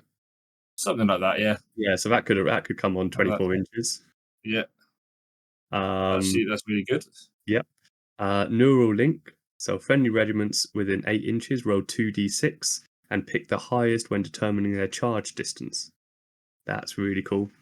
Nice. Okay. Um, and Pharaoh Trails, which is the Terraphon gains access to the pheromone gland burst, induced lethargy, and mend flesh actions, as Oh, listed nice. on the Yeah, Ferromancer and Biomancer entries. I have that's no idea really what good. any of Yeah. those do. I can look them up. Do you know which ones they are? Of course I do. You're the spy player, aren't And you? and just well, let me prepare to tell you. What do they do? Which ones were they? Sorry, it was It induced was, lethargy. so induce lethargy. Yes, so that is the -1 to defense, which obviously is really really good. Oh, that's good. Yeah, Uh, and what? pheromone gland burst. Oh, so it's the +1 to their march or resolve characteristic. Oh, cool. And So mend flesh. mend flesh, I think, is the biomancer one, which is just heal Just healing. 2. Yeah, that Yeah, sounds heals for 2 wounds. Yeah. nice. Okay, so they're actually really good. Cool. Yeah, that's much Um, better than I thought it was. yeah, That's nice. Like and the I'm looking for telephone, he may perform one of them during its activation as a free additional action. that's really really good. Yeah. So I think he's going to see some play. Um, I'm still not sure what I think about the model. Like I'm still torn about it. I'm going to need to see it in person. I hate it. I You don't also like hate no, but I also hate the Mahut, and I own one of them. So it? True. True. it's still in a box, Um, but I own it. you still got it. They've got your money. That's the main thing. Exactly, Yeah. exactly. Um, couple of other slight changes. Big one is banners are now free across the board. Yeah, huge. Yeah, that Oh is my that god. is massive. Yeah, Yeah, they that is needed that. massive. Yeah, absolutely. Um, Onslaught drones are now 110 points Yeah, and 30 points a stand, so they were 120 and 35 points, so they've gone down a bit, which is great. Bound clones have gone down to 110. Vanguard clones have gone down to 140, so they've had a 10-point drop. And Vanguard clone infiltrators have gone down to 160. So they were mad. 170. So again, a 10-point drop. Yeah. So I think overall, mostly like I think everything in the spies thing has just had buffs because Yeah, they have been lacking. They have been wanting some love for a while. Avatara are now they've gone down to 160 points. And they have a new special rule, flawless technique. So while the regiment has the inspired special rule, it cool. also gains flawless strikes. That's Nice. good. Yeah, Yes. that's good. Oh, Marksman clones. Oh, there's one slight nerf. Marksman clones, their range has been reduced to 20 inches. mhm. Um, but Yeah, they're rather than still that. that's still outranging a lot of things in the game. So I don't think Yeah, it's too bad. Abomination is now a medium as well. yeah. So Good choice. turn two, that thing can be running up. And again, like I guess, like I said, if you combine that with the Terraphon, that thing can be on literally midpoint objective turn two Yeah. comfortably. Yeah. I wonder what Um, handsome Vanguard suggested it become a medium. I don't know. Actually, have you listened to the Joshing Around one yet? Yes, I listened to it yesterday. Do you have any rebuttal for Sam? I've already messaged Sam, and I was like, I look forward to playing against your list. He tells me that he's already played it once and got stomped. So, Oh, okay. so Nice, I feel vindicated and correct. nice. Okay. Um, Superior Creations is now a flat 10 points per That's a regiment. big It was change 5 too. points Yeah, per stand, so that's a big one. Yeah, that's yeah, that's that's really good. good. Yeah, and unstable enhancement. Uh, you now may set the clash or volley to 3 instead of adding. Yes, I don't know. I'm sure that a more experienced Spires player will be able to tell you exactly why that's good or bad. But yeah, it seems reasonable, doesn't it? I think so. Yeah, I think just again, like, as far as I know, unstable enhancement. Yeah, just being able to say, here's my big block of drones, and they're now clash free. Mastery Yes. is Yeah. yeah. Cool. And that was the Exactly. Spires one. That was nice and quick, wasn't it? Absolutely. Good. Yeah, Um, fantastic. again, like pretty much buffs across the board there. Yeah. I'm quite happy with that. I think again, spoken with a couple of Spire players, they're pretty happy with it. I know Dave seemed pretty positive with them as stuff as well. So yeah, Good. yeah, Good. That cool. worries me then. And um, on yeah, to next then. yes. Uh, Do you want to we've got do the Dead Boys? we'll get the award of the second most miserable Discord channel, I think. After these updates. So Should we leave a secret which one was the most? Should we leave it until the end? I To think they reveal what- know. So I think that before we go through, it's worth saying that Old Dominion were already in a really good spot. And so I think, so to be fair, talking to one of my local Old Dominion players who is not a miserable loser. Sorry, Old Dominion chat, I'm just going to savage you now. No, so he was basically saying, he wasn't like complaining, he was just saying, it was kind of disappointed that we didn't get anything new. And I think that's fair. Like, nothing's really changed in Old Dominion. So I guess starting off, they're in a really good spot. They're really fun to play. I played them in an event a couple of weekends ago. Love them. The Assassin are now 150 points and still won't see play. So it doesn't matter. Irrelevant first change. Right? Still refuse to acknowledge that they exist as a unit. The Heteros change is 10 points now. And they've removed the overrun rule, which UK. I'm gonna give. I will be very fair and balanced here, and I'll give the Old Dominion players credit when something is miserable. I think it sucks they've lost the overrun special rule. Now, unless I scroll down and it's been added to the unit, right, in which case I take this back. But the regiment re-rolling failed hit rolls and performing impact attacks is a good rule. The overrun was more fun. One that I can link together with the Moroi and the Kerrys is that if you look here, you've got your Moroi, you've got your Kerrys. They've both lost Priest on their base stats, but they now get Priest 2 per stand when they do their Memories of Old. So what this stops is your Moroi. Basically, what this stops is your Moroi being able to yeet themselves up the board like 24 inches or something on turn 1. So it's a good change. It slows them down a little bit, but as soon as they get to Memory of Old 2, they can do their free spell cast anyway. So yeah. One thing is, I believe if I look here, 1 second, did I read somewhere? Yeah. So now Kerrys have kind of picked. I think Kerrys have picked up the ability to do a free spell casting action. I think before it was just the Moroi that could do that. And Kerry's got it as well now. Oh, yeah, nice. Kerrys have it as well now. Oh yeah, no, So it says in the thing, this regiment may perform a free spell casting action. Yes, yeah. So that's really good because now they can aim, volley, and do a spell in one action. So that's kind of an upgrade there. The Moroi I think are just as good. I think that, like, at least when I was playing, I'd generally be in tier 2 on turn 2.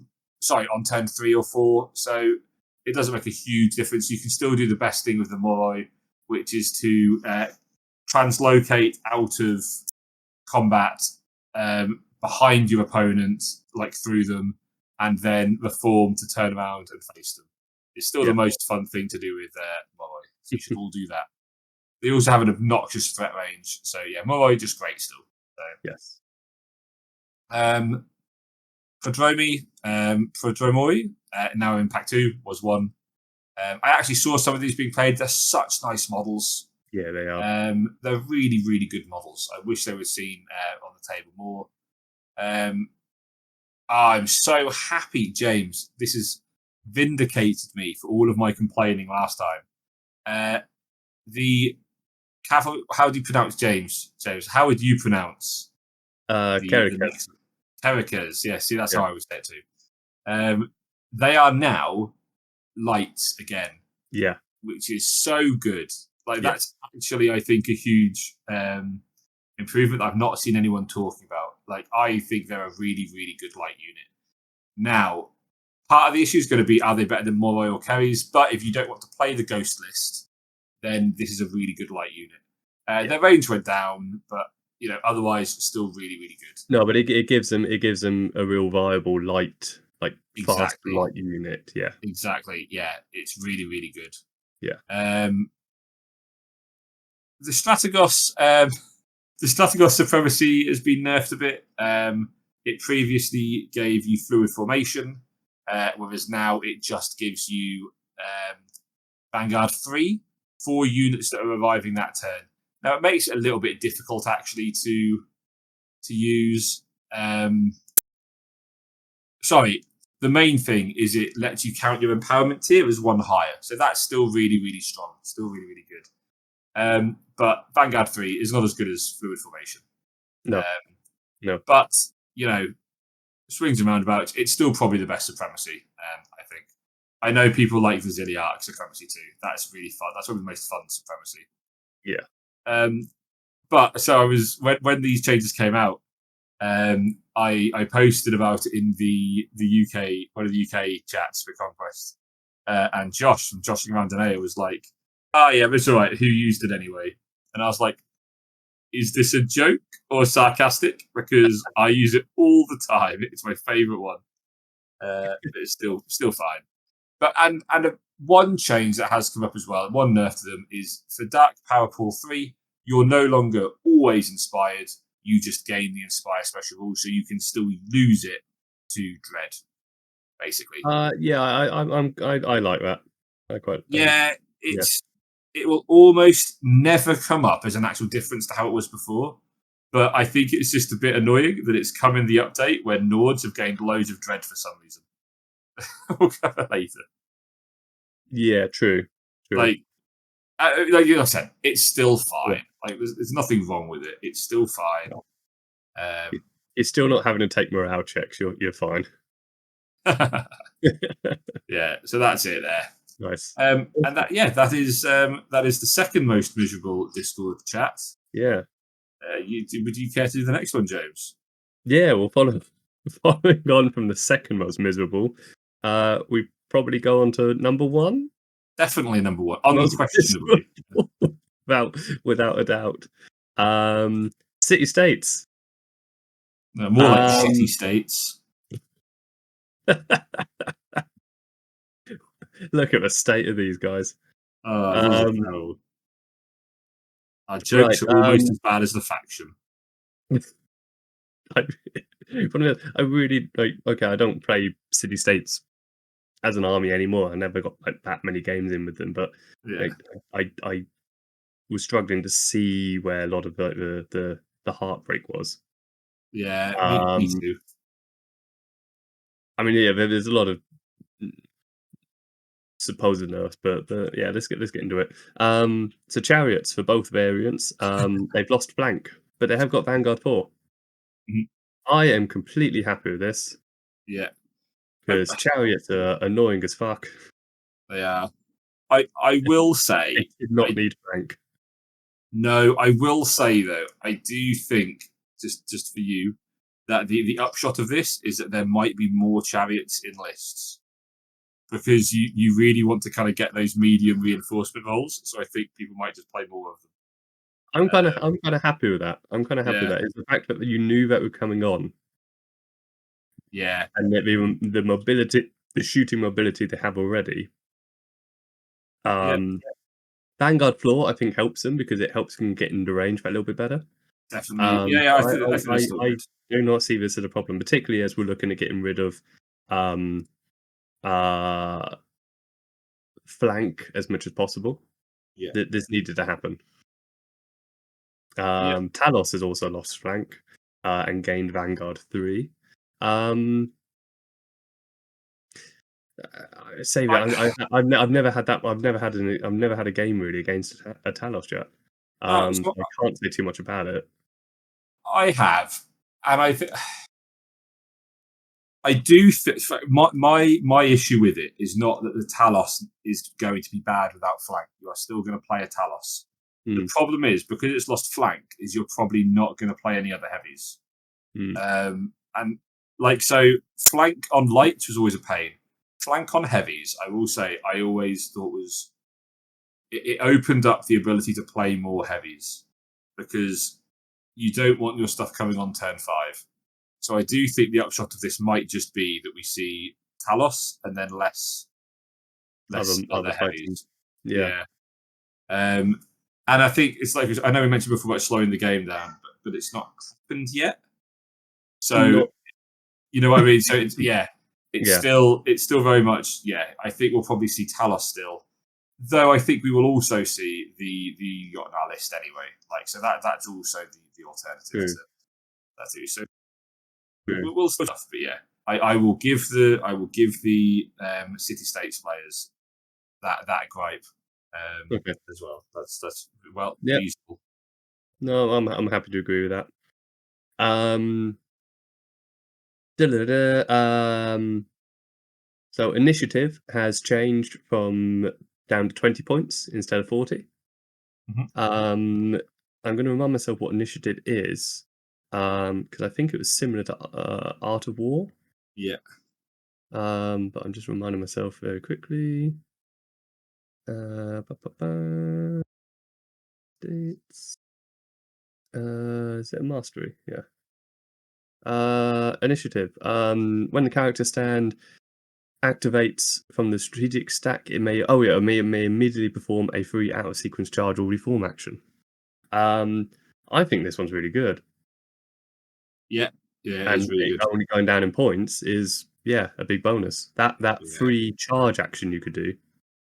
Somebody was asking me about this the other day actually. Like what's the point of it? And I said, well, just a free reform you can get. Like so you've got like your big block of hoplites or whatever. It just allows you basically to reform, charge, and clash. Yeah. Yeah. It's good. It's good. Good rule. Um, and the effect changes to when the regiment's character stand is currently attached to activates from this. Yeah, sorry, that's what it does. Dorikites are now, they've gone down to 35 points per stand instead of 40. Their auxiliary stand is gone to 50, so it's dropped down from 60 points. But they've lost fluid formation. Yes. So yeah, um, And that again is a nerf. Right? They are correct. it is a nerf to It's a them. nerf. I do understand why people have got a gripe with that. Yeah. I They're don't trash, James. Trash necessarily see game. it. Pardon? They're trash now. Terrible. No, Put them in. yeah. In them. Yeah, terrible. They've got take cover, so when they become the target of volley action, they gain tenacious 2. And they've also got change flanks. So when the regiment activates from so when they activate from the strategic stack, they gain fluid formation. Oh, that's Yeah. fine. Yeah. Yeah. Yeah. So I was talking. Stop whining.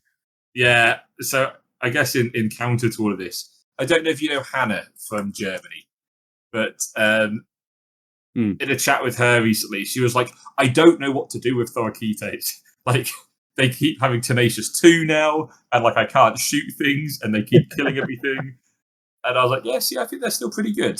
I Yeah, think no, they're I think still so. pretty Yeah, good." yeah.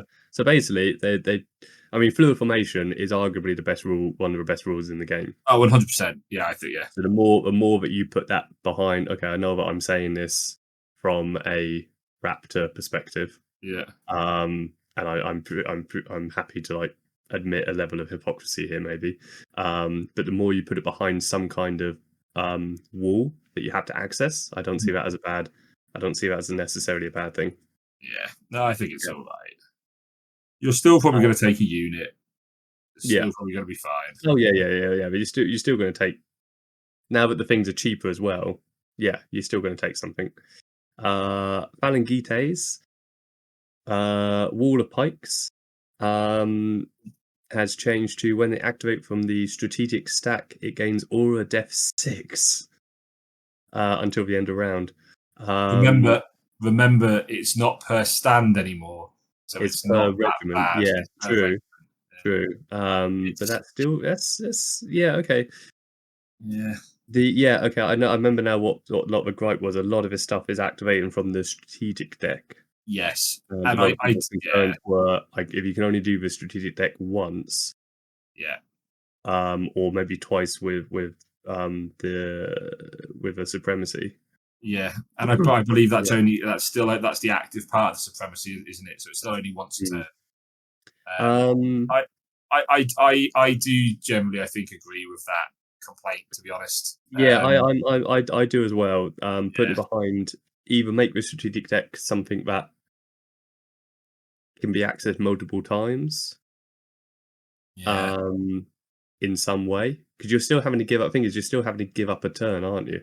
exactly, Yeah, exactly, I, yeah, I do, I do, I do. Yeah, okay, I do sympathise with that. yeah. Um, I'm not a big fan of that. no, It feels too much like Woodrune, but Woodrune actually can do it multiple times. yeah, Uh, like you aren't ever going to do well. So, not ever, but you're going to be really sad if if you do Wall of Pikes instead of giving your Thorakites Fluid Formation. Like it is there will always be a best option. yeah. No, I agree with that. Hoplites have got hold. While another friendly regiment is in contact with the same enemy regiment as this regiment, that's a lot of regiments, it gains the opportunist special rule. They missed a So trick there. They should have said that regiment gets the opportunity. Yeah, that I yeah, think that's just a really cool thematic rule. I really like that. I quite like it. Yeah, just hold him a line. Yeah. Yeah, big fan. Um, no, I like that. Um, Polemark has a supremacy change, so um the regiment that the character stand is currently attached to, including auxiliary and the character stand get +1 to the clash, and Tenacious 1 special rule. So that's says the same. In addition, friendly regiments within 10 inches can reroll failed unmodified morale rolls of 6. That's Cool. cool. Okay. So Yeah, it's making things nice. a bit more. Yeah, I like that. I like Yeah, that. I like that change. The Epakos supremacy has changed. So Akos. Epakos, hammer and anvil, now only works when friendly cavalry or chariot regiments are engaged with an enemy regiment's flank or rear. Hmm. That's fair. That makes sense. The Eidolon can't be the warlord anymore. Um, Mechanist has changed. Um, That's gonna have really pissed off like one person somewhere. Like one person's made this really sweet like Eidolon themed list, yeah, and it's never been a problem. Like no one's had a problem with the Eidolon warlord. And Leo from Greece is like, you know what? Screw that one individual guy. You can't do that anymore. it's probably the one guy that didn't hold the door open for Leo one time. Exactly. He's like, And you shit. he's made an Eidolon warlord list. Exactly. So if that was Yeah, you, right, idiot, yeah, hold the door open. yeah. Where's your manners? Where's your manners? Um, Mechanist change has been when placing the command stand in your strategic deck, you can reveal it to your opponent first, and then select the regiment currently on the battlefield. The command card could activate. Until the end of the round, that regiment gains a hardened +1 to a maximum of 2 special rule. Oh, okay. That's Um, pretty cool. I quite like that. Yeah, so if you basically show it, so it's a bit of survivability for that regiment, I guess.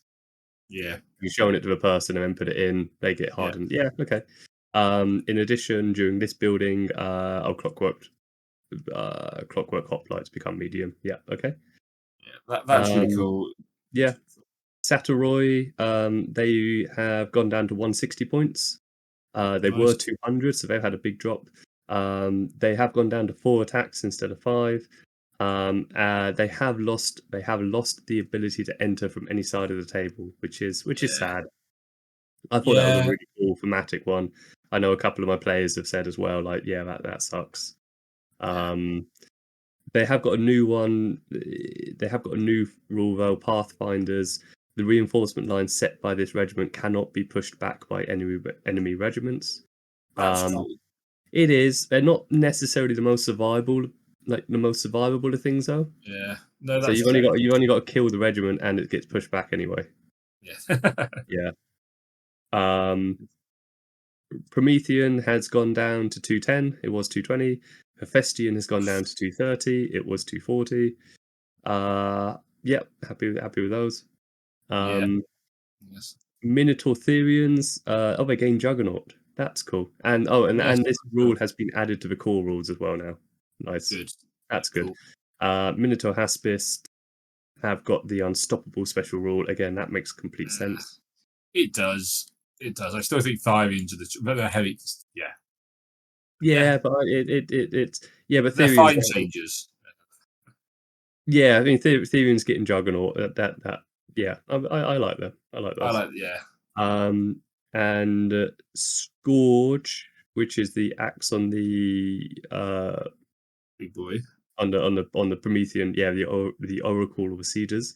Yeah. The Scourge, the regiment gains for cleave +1 special rule. In addition, if it inflicts at least one wound on objective marker, that objective marker is immediately destroyed. That's very cool. That's cool. Yeah, little situation there. Well, actually, no, there are a few. Yeah, you can charge. You can charge. Yeah, you can charge, do your impact, and then still move. And then move. Yeah. That's fair.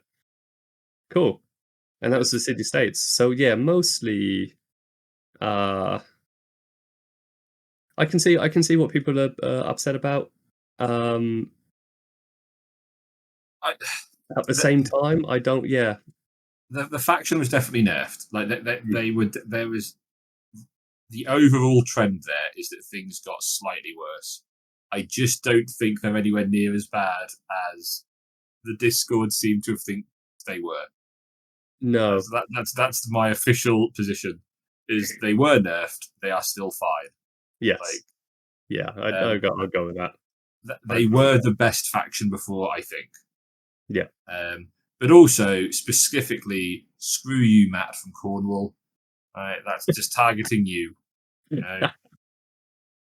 If you're, it might be Matt who's got the Eidolon Warlord list. Exactly. Well, I can't. He did have an Eidolon when I played him, so maybe. Well, there you go. Whatever you did, Matt. Whatever you did to piss off Leo. Yeah, screw you, Matt. I met Matt's dog a few weeks ago. Very lovely dog. Good. Though actually, no, this is a really unfortunate order I'm saying this in. I also met his wife, who also seemed lovely. At the same time that I met the dog. Yeah. I believe her name's Rosie. Hello, Rosie, if you're listening. What if her name's not Rosie? Well, then she's honoured to be part of the Just Roll One's naming irregularities. Can we call her Rob? Only if she plays Nords. Okay. Matt, Rosie, let us know. Heads up, if you get your wife into Conquest and she played Nords, she will forever be known as Rob. Yeah, there we go. Yeah. Cool. Okay. And then on to talking of Nords, onto them. Yeah, so the Vobbyist faction. Because Nords, they do love to rob. Oh, they do. Nords, I don't know what's happened here, James. Like, they're just really good. Like, so these changes. So Vargia Lord change. Gold to Beast Pack, maximum 2 mainstay, fine. Feral Beast Pack, maximum 2. Feral Hunters now only affects Wereargs. We can see that a bit further down to Y. But yeah, basically that's just making the Beast Pack's mainstay, but also maximum of 2, which I think is fine. That's a normal change. Yeah. The Jarl gets Bow chosen as part of his warband. That's interesting as well. It's something I would consider looking at there.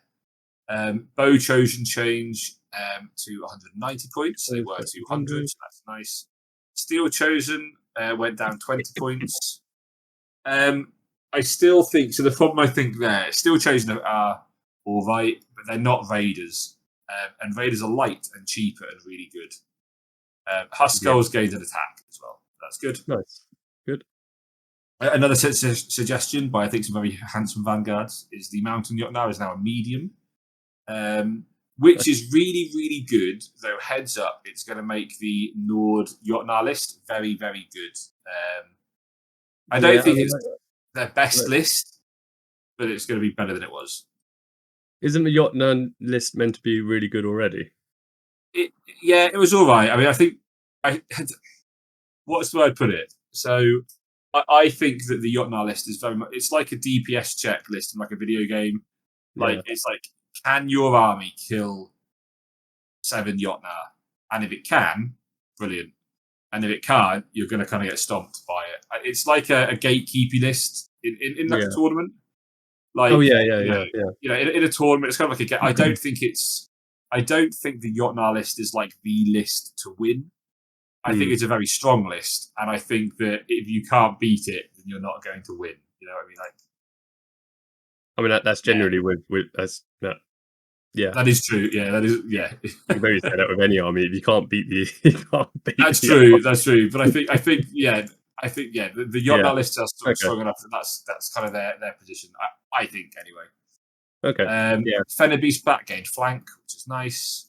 Goltar Beast Pack somehow gained impact +1 again, though they've lost the access to feral hunters, so I guess it balanced them out a little bit. Now I'm going to read what Leo has said here. So let's be honest, werewolves were in desperate need of some love, and that's exactly what we've given them. Werewolves were good before, so they were 170. They're now 160 points, and they are now Regeneration 5. They are really good. How many wounds do they have normally? I think 5. Right. Okay. So but they're really good. Play werewolves.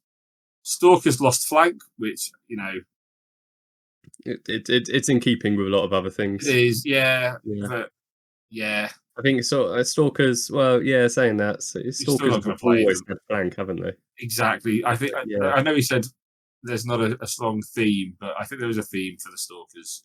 Though, if you're playing it like a blooded kind of a half-blood list, they can get it back. So, I think that's so. Scored same as before. Get clear +1. And now this squirreled away at the bottom, right? For some reason, if the blooded is your warlord, trolls and Uga both gained the dread special rule, and Uga gained the shock special rule. But trolls now have. Oh, in fact, sorry, I'm lying. It's not a supremacy. It's just a new special rule. So if you have a blooded, your trolls have dread, and that's really, really good. Yeah. I cannot stress enough now how obnoxious a half-blood kind of warband is going to be in with Nords. That's really, really strong. It's going to be really, really hard, I think, for certain armies to get around that. Yeah, that's gonna that's gonna be interesting. It is. It is very, very good. Mm. So and you get your trolls back. Yeah, get your trolls back out. Yeah. Yeah, they just get it innately, don't they? There's nothing. Yeah. Yeah, they just get it. It just get dread. And Urga getting shock as well. That's Yeah, Uga getting shock is also good, but the dread. Yeah, it's just so good. Mm. Yeah, so overall, just a lot of improvements. Yeah, I think the only slight nerf there was probably the Stalkers losing flank. Exactly. Yeah, everything else is a buff. Yeah, it's really strong, really strong. Yeah. I mean, okay. I mean, it's the Stalkers are losing flank, but the Fenrir Beast Pack gain it. So exactly, and it's kind of. I guess it kind of evens itself out in a way. The Nords players should all be very happy. Those are some very nice changes, I think. Yeah. No, I if I was a Nord player, I'd be quite happy with them. Yeah, definitely. Yeah, good. cool. And then Um, finally, we've got the Yavoni yeah, the in this new kids on the profile. block, the Uroni. Um, so the main one is well, we'll come on to that one. So the Daimyo, the change to the Daimyo, it can now select to follow either Ka, Chi, Sui, or Fu. Mhm. It doesn't. It used to be locked into Ka, but now it can choose any of them. It can't. The only one it can't follow is Mu. Mhm. Mu is like this, the special, like Yeah, the weird he is not special a one. cow. It's a cow one, yeah, Yeah, he's not a cow. yeah, yeah. But yeah, so it can follow either of those ones, which I think is really cool actually, because um, the daimyo is like the character itself is one that can specialize in something. Yeah. Like it not necessarily is just like this combat orientated guy. The supremacy has also been changed to once per round. When activating a regiment with the same ideal card as your warlord, you may also gain the following effects. It gains the glorious charge special rule until the end of the round. But the you may also gain the following effect. Has that changed? What was that glorious charge? And once per round, when activating a regiment or character, and the same ideal card as your warlord, you may also gain the following Oh, I effect. think it. Oh, Yeah, also gain. Oh, sorry. Yeah, yeah, yeah. Sorry, yeah. that's me misreading it. Yeah, so you gain. Yeah, okay. So with cat, yeah, okay. So if you activate like a cat and they've got Juggernaut, and they also gain Glorious Charge. Yeah, okay. That's a lot better. That's a lot better Yeah, it's really than good. the or. Yeah. Um, and yeah, and same thing. Like the activated one during the round, all friendly regiments activated with the same ideal card as your warlord benefit from the effects regardless of their battlefield role. Battlefield role. Good. Good. Um, the Domaru Damashi, again, they appeared in the preview, but they've had a proper glow up. They're beautiful models. Um, and I Yeah. think they kind of needed to do this because they'd be beautiful models that basically no one was going to be using. Yeah. So they're Really now good. 140 points. They're still a light brute. They're March of 7. Um, Body 1, Clash 2, 6 attacks, 4 wounds, Resolve 3, Defense 2, Evasion 1.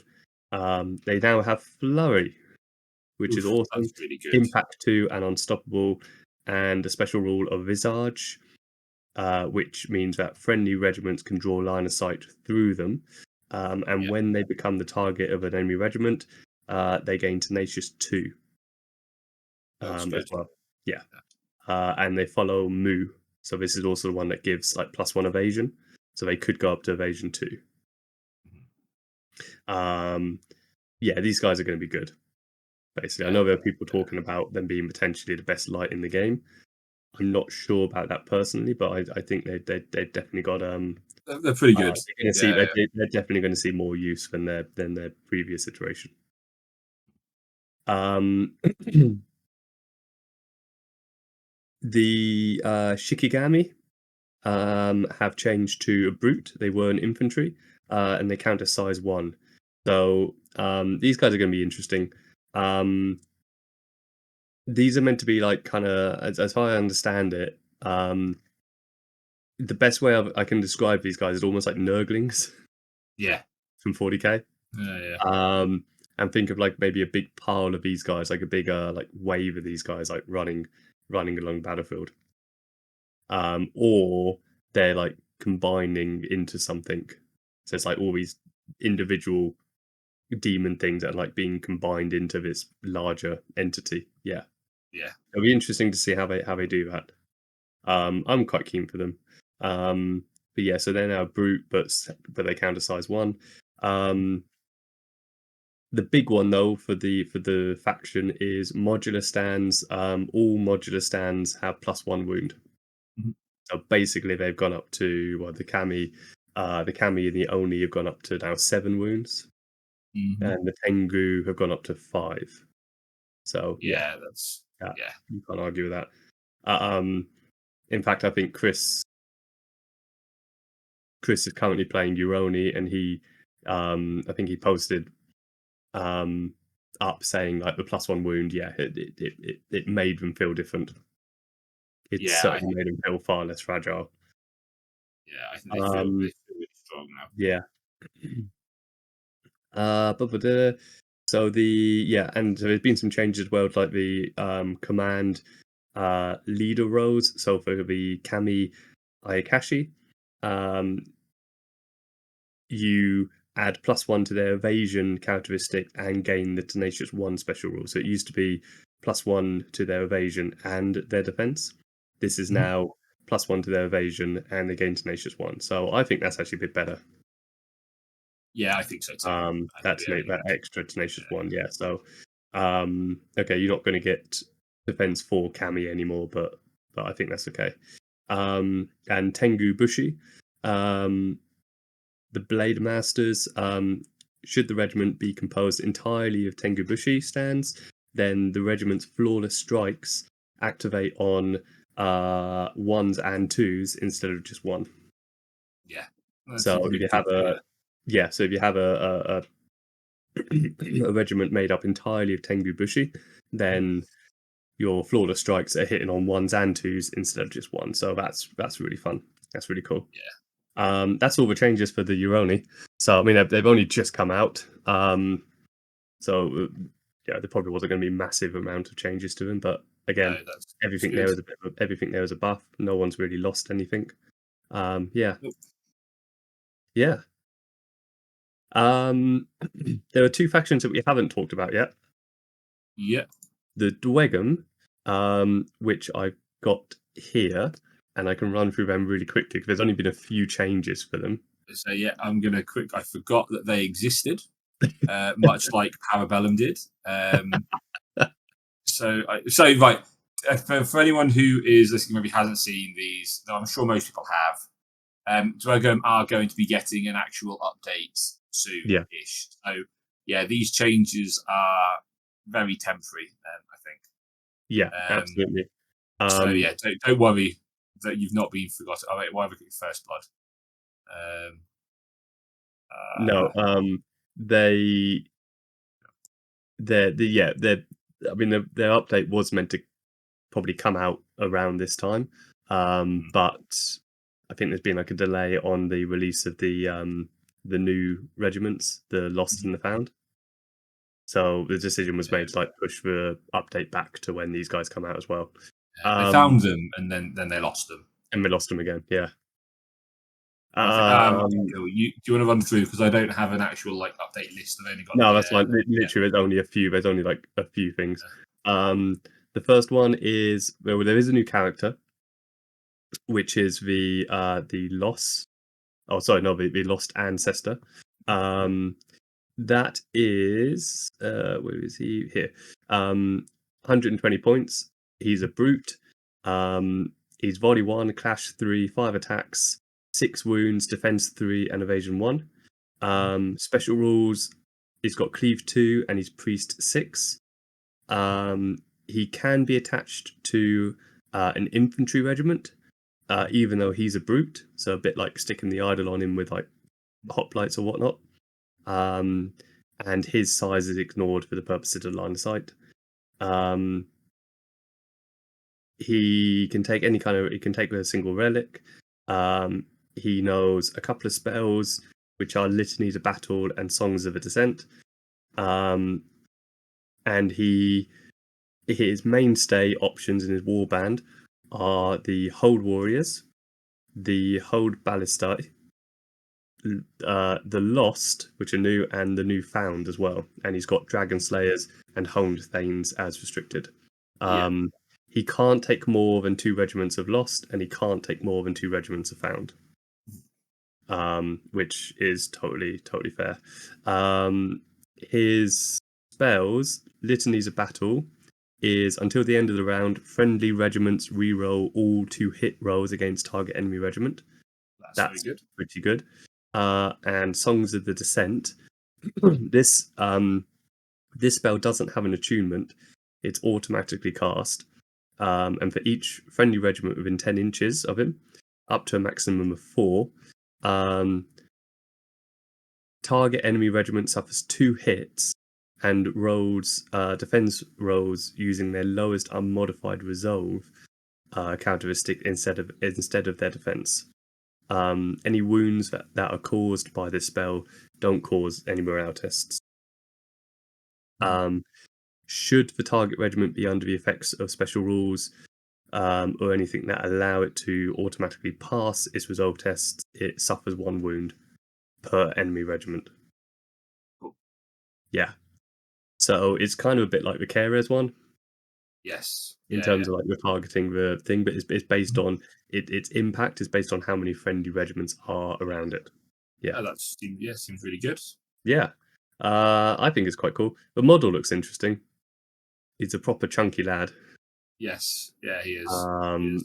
Yeah, so that'll be quite interesting. And really the only other changes then are the Magma Forged have changed to 4 attacks, Resolve 4 and Defense 3.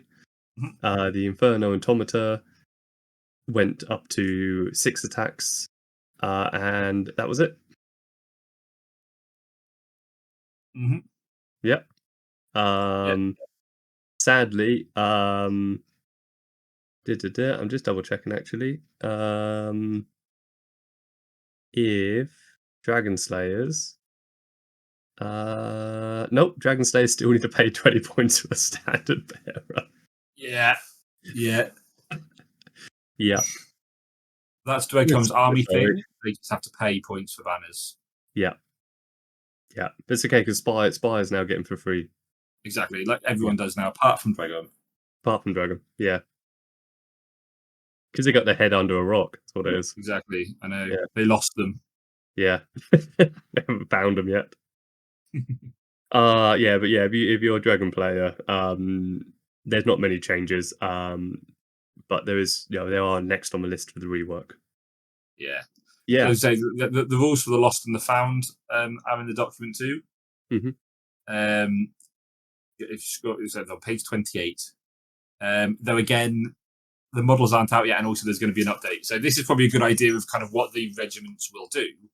I wouldn't necessarily like hang my hat on this being their actual final stats. No, not at all. No, there's still a lot of changes to come. Yeah.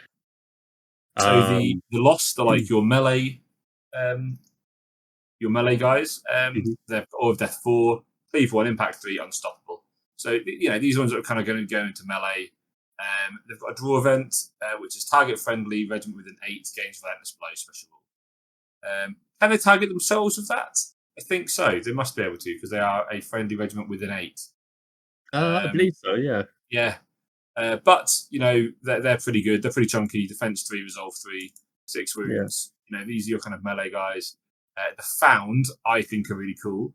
These are your ranged stone dudes. And so they are barrage 3 armor piercing, 14-inch range with bombardment. And if you look here, this regiment does not add +1 to its volley characteristic as a result of aimed shot. Instead, it gains barrage +1 and adds +2 to its distance. Yeah. So yeah, they're just really cool. And we've seen these models, haven't we? In the in the happy hour. Yeah. They look really cool. They do. The best way like somebody described these as like legally distinct Terminators. I like that. It's like they've got rocket launchers on their back. To me, they look a little bit like the Guild Wars 2 dwarves, where they've kind of turned to stone. True. Cool. Yeah. No, they are cool looking models. And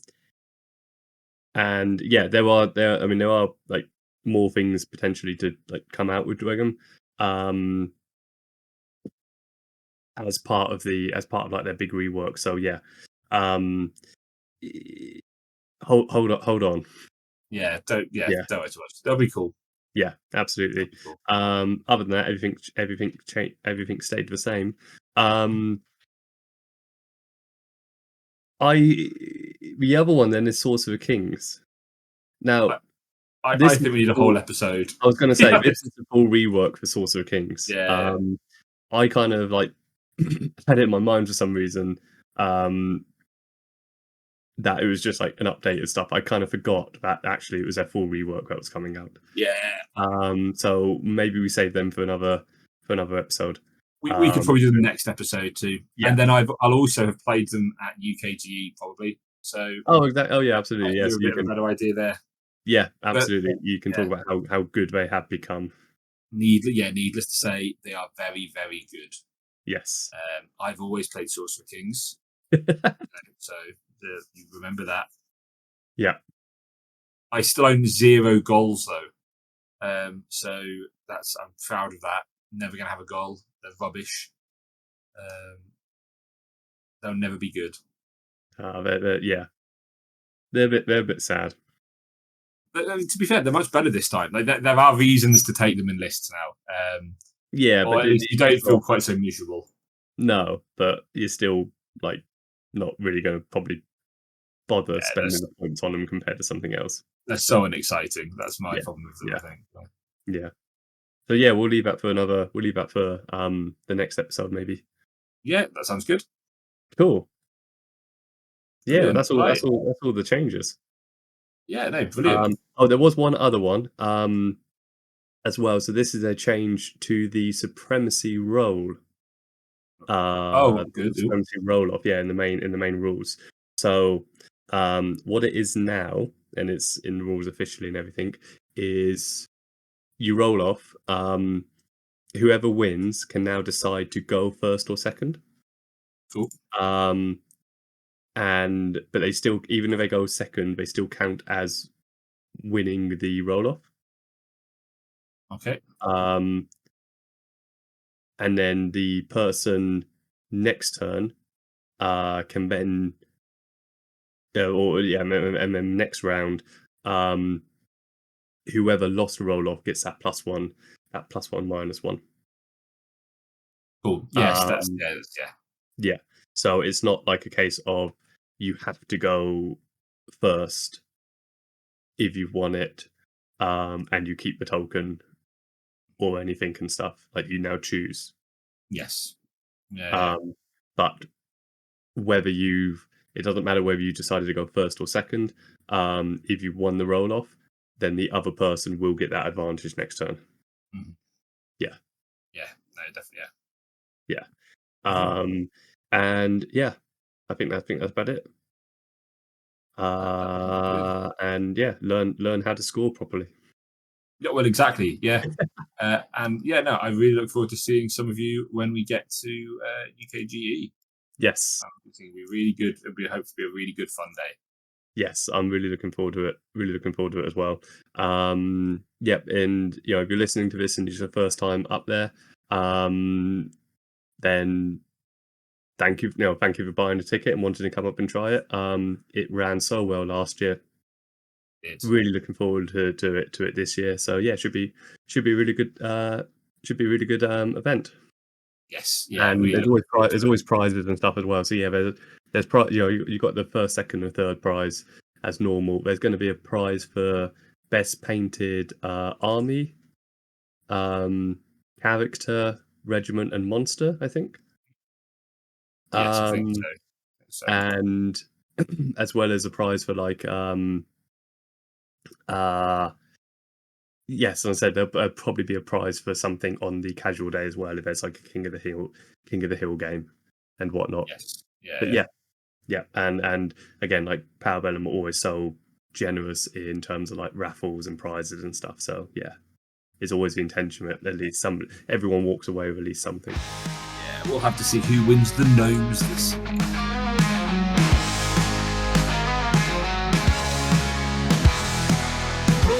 Dice on the battlefield, armies clash, no time to yield. Knights and monsters, banners fly, we march to war, do or die. Hold the line, don't break the ranks. In this fight, there's no room for thanks. Conquest calls, the game begins. Only one side ever wins. Just roll once, we're living on the edge. In the heat of battle, standing on the ledge. Just roll once, it's fate or it's skill. Win or lose, we fight with iron will.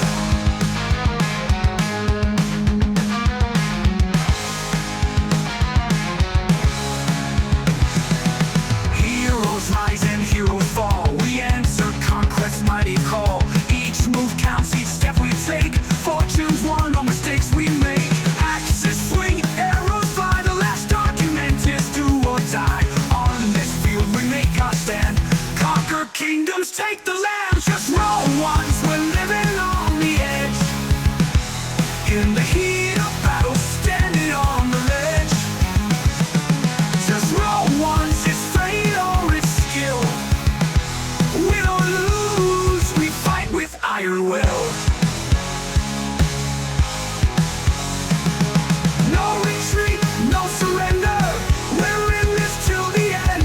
Rolling dice for glory, where fate and skill blend. Just roll once, let's take the throne. A destiny unknown.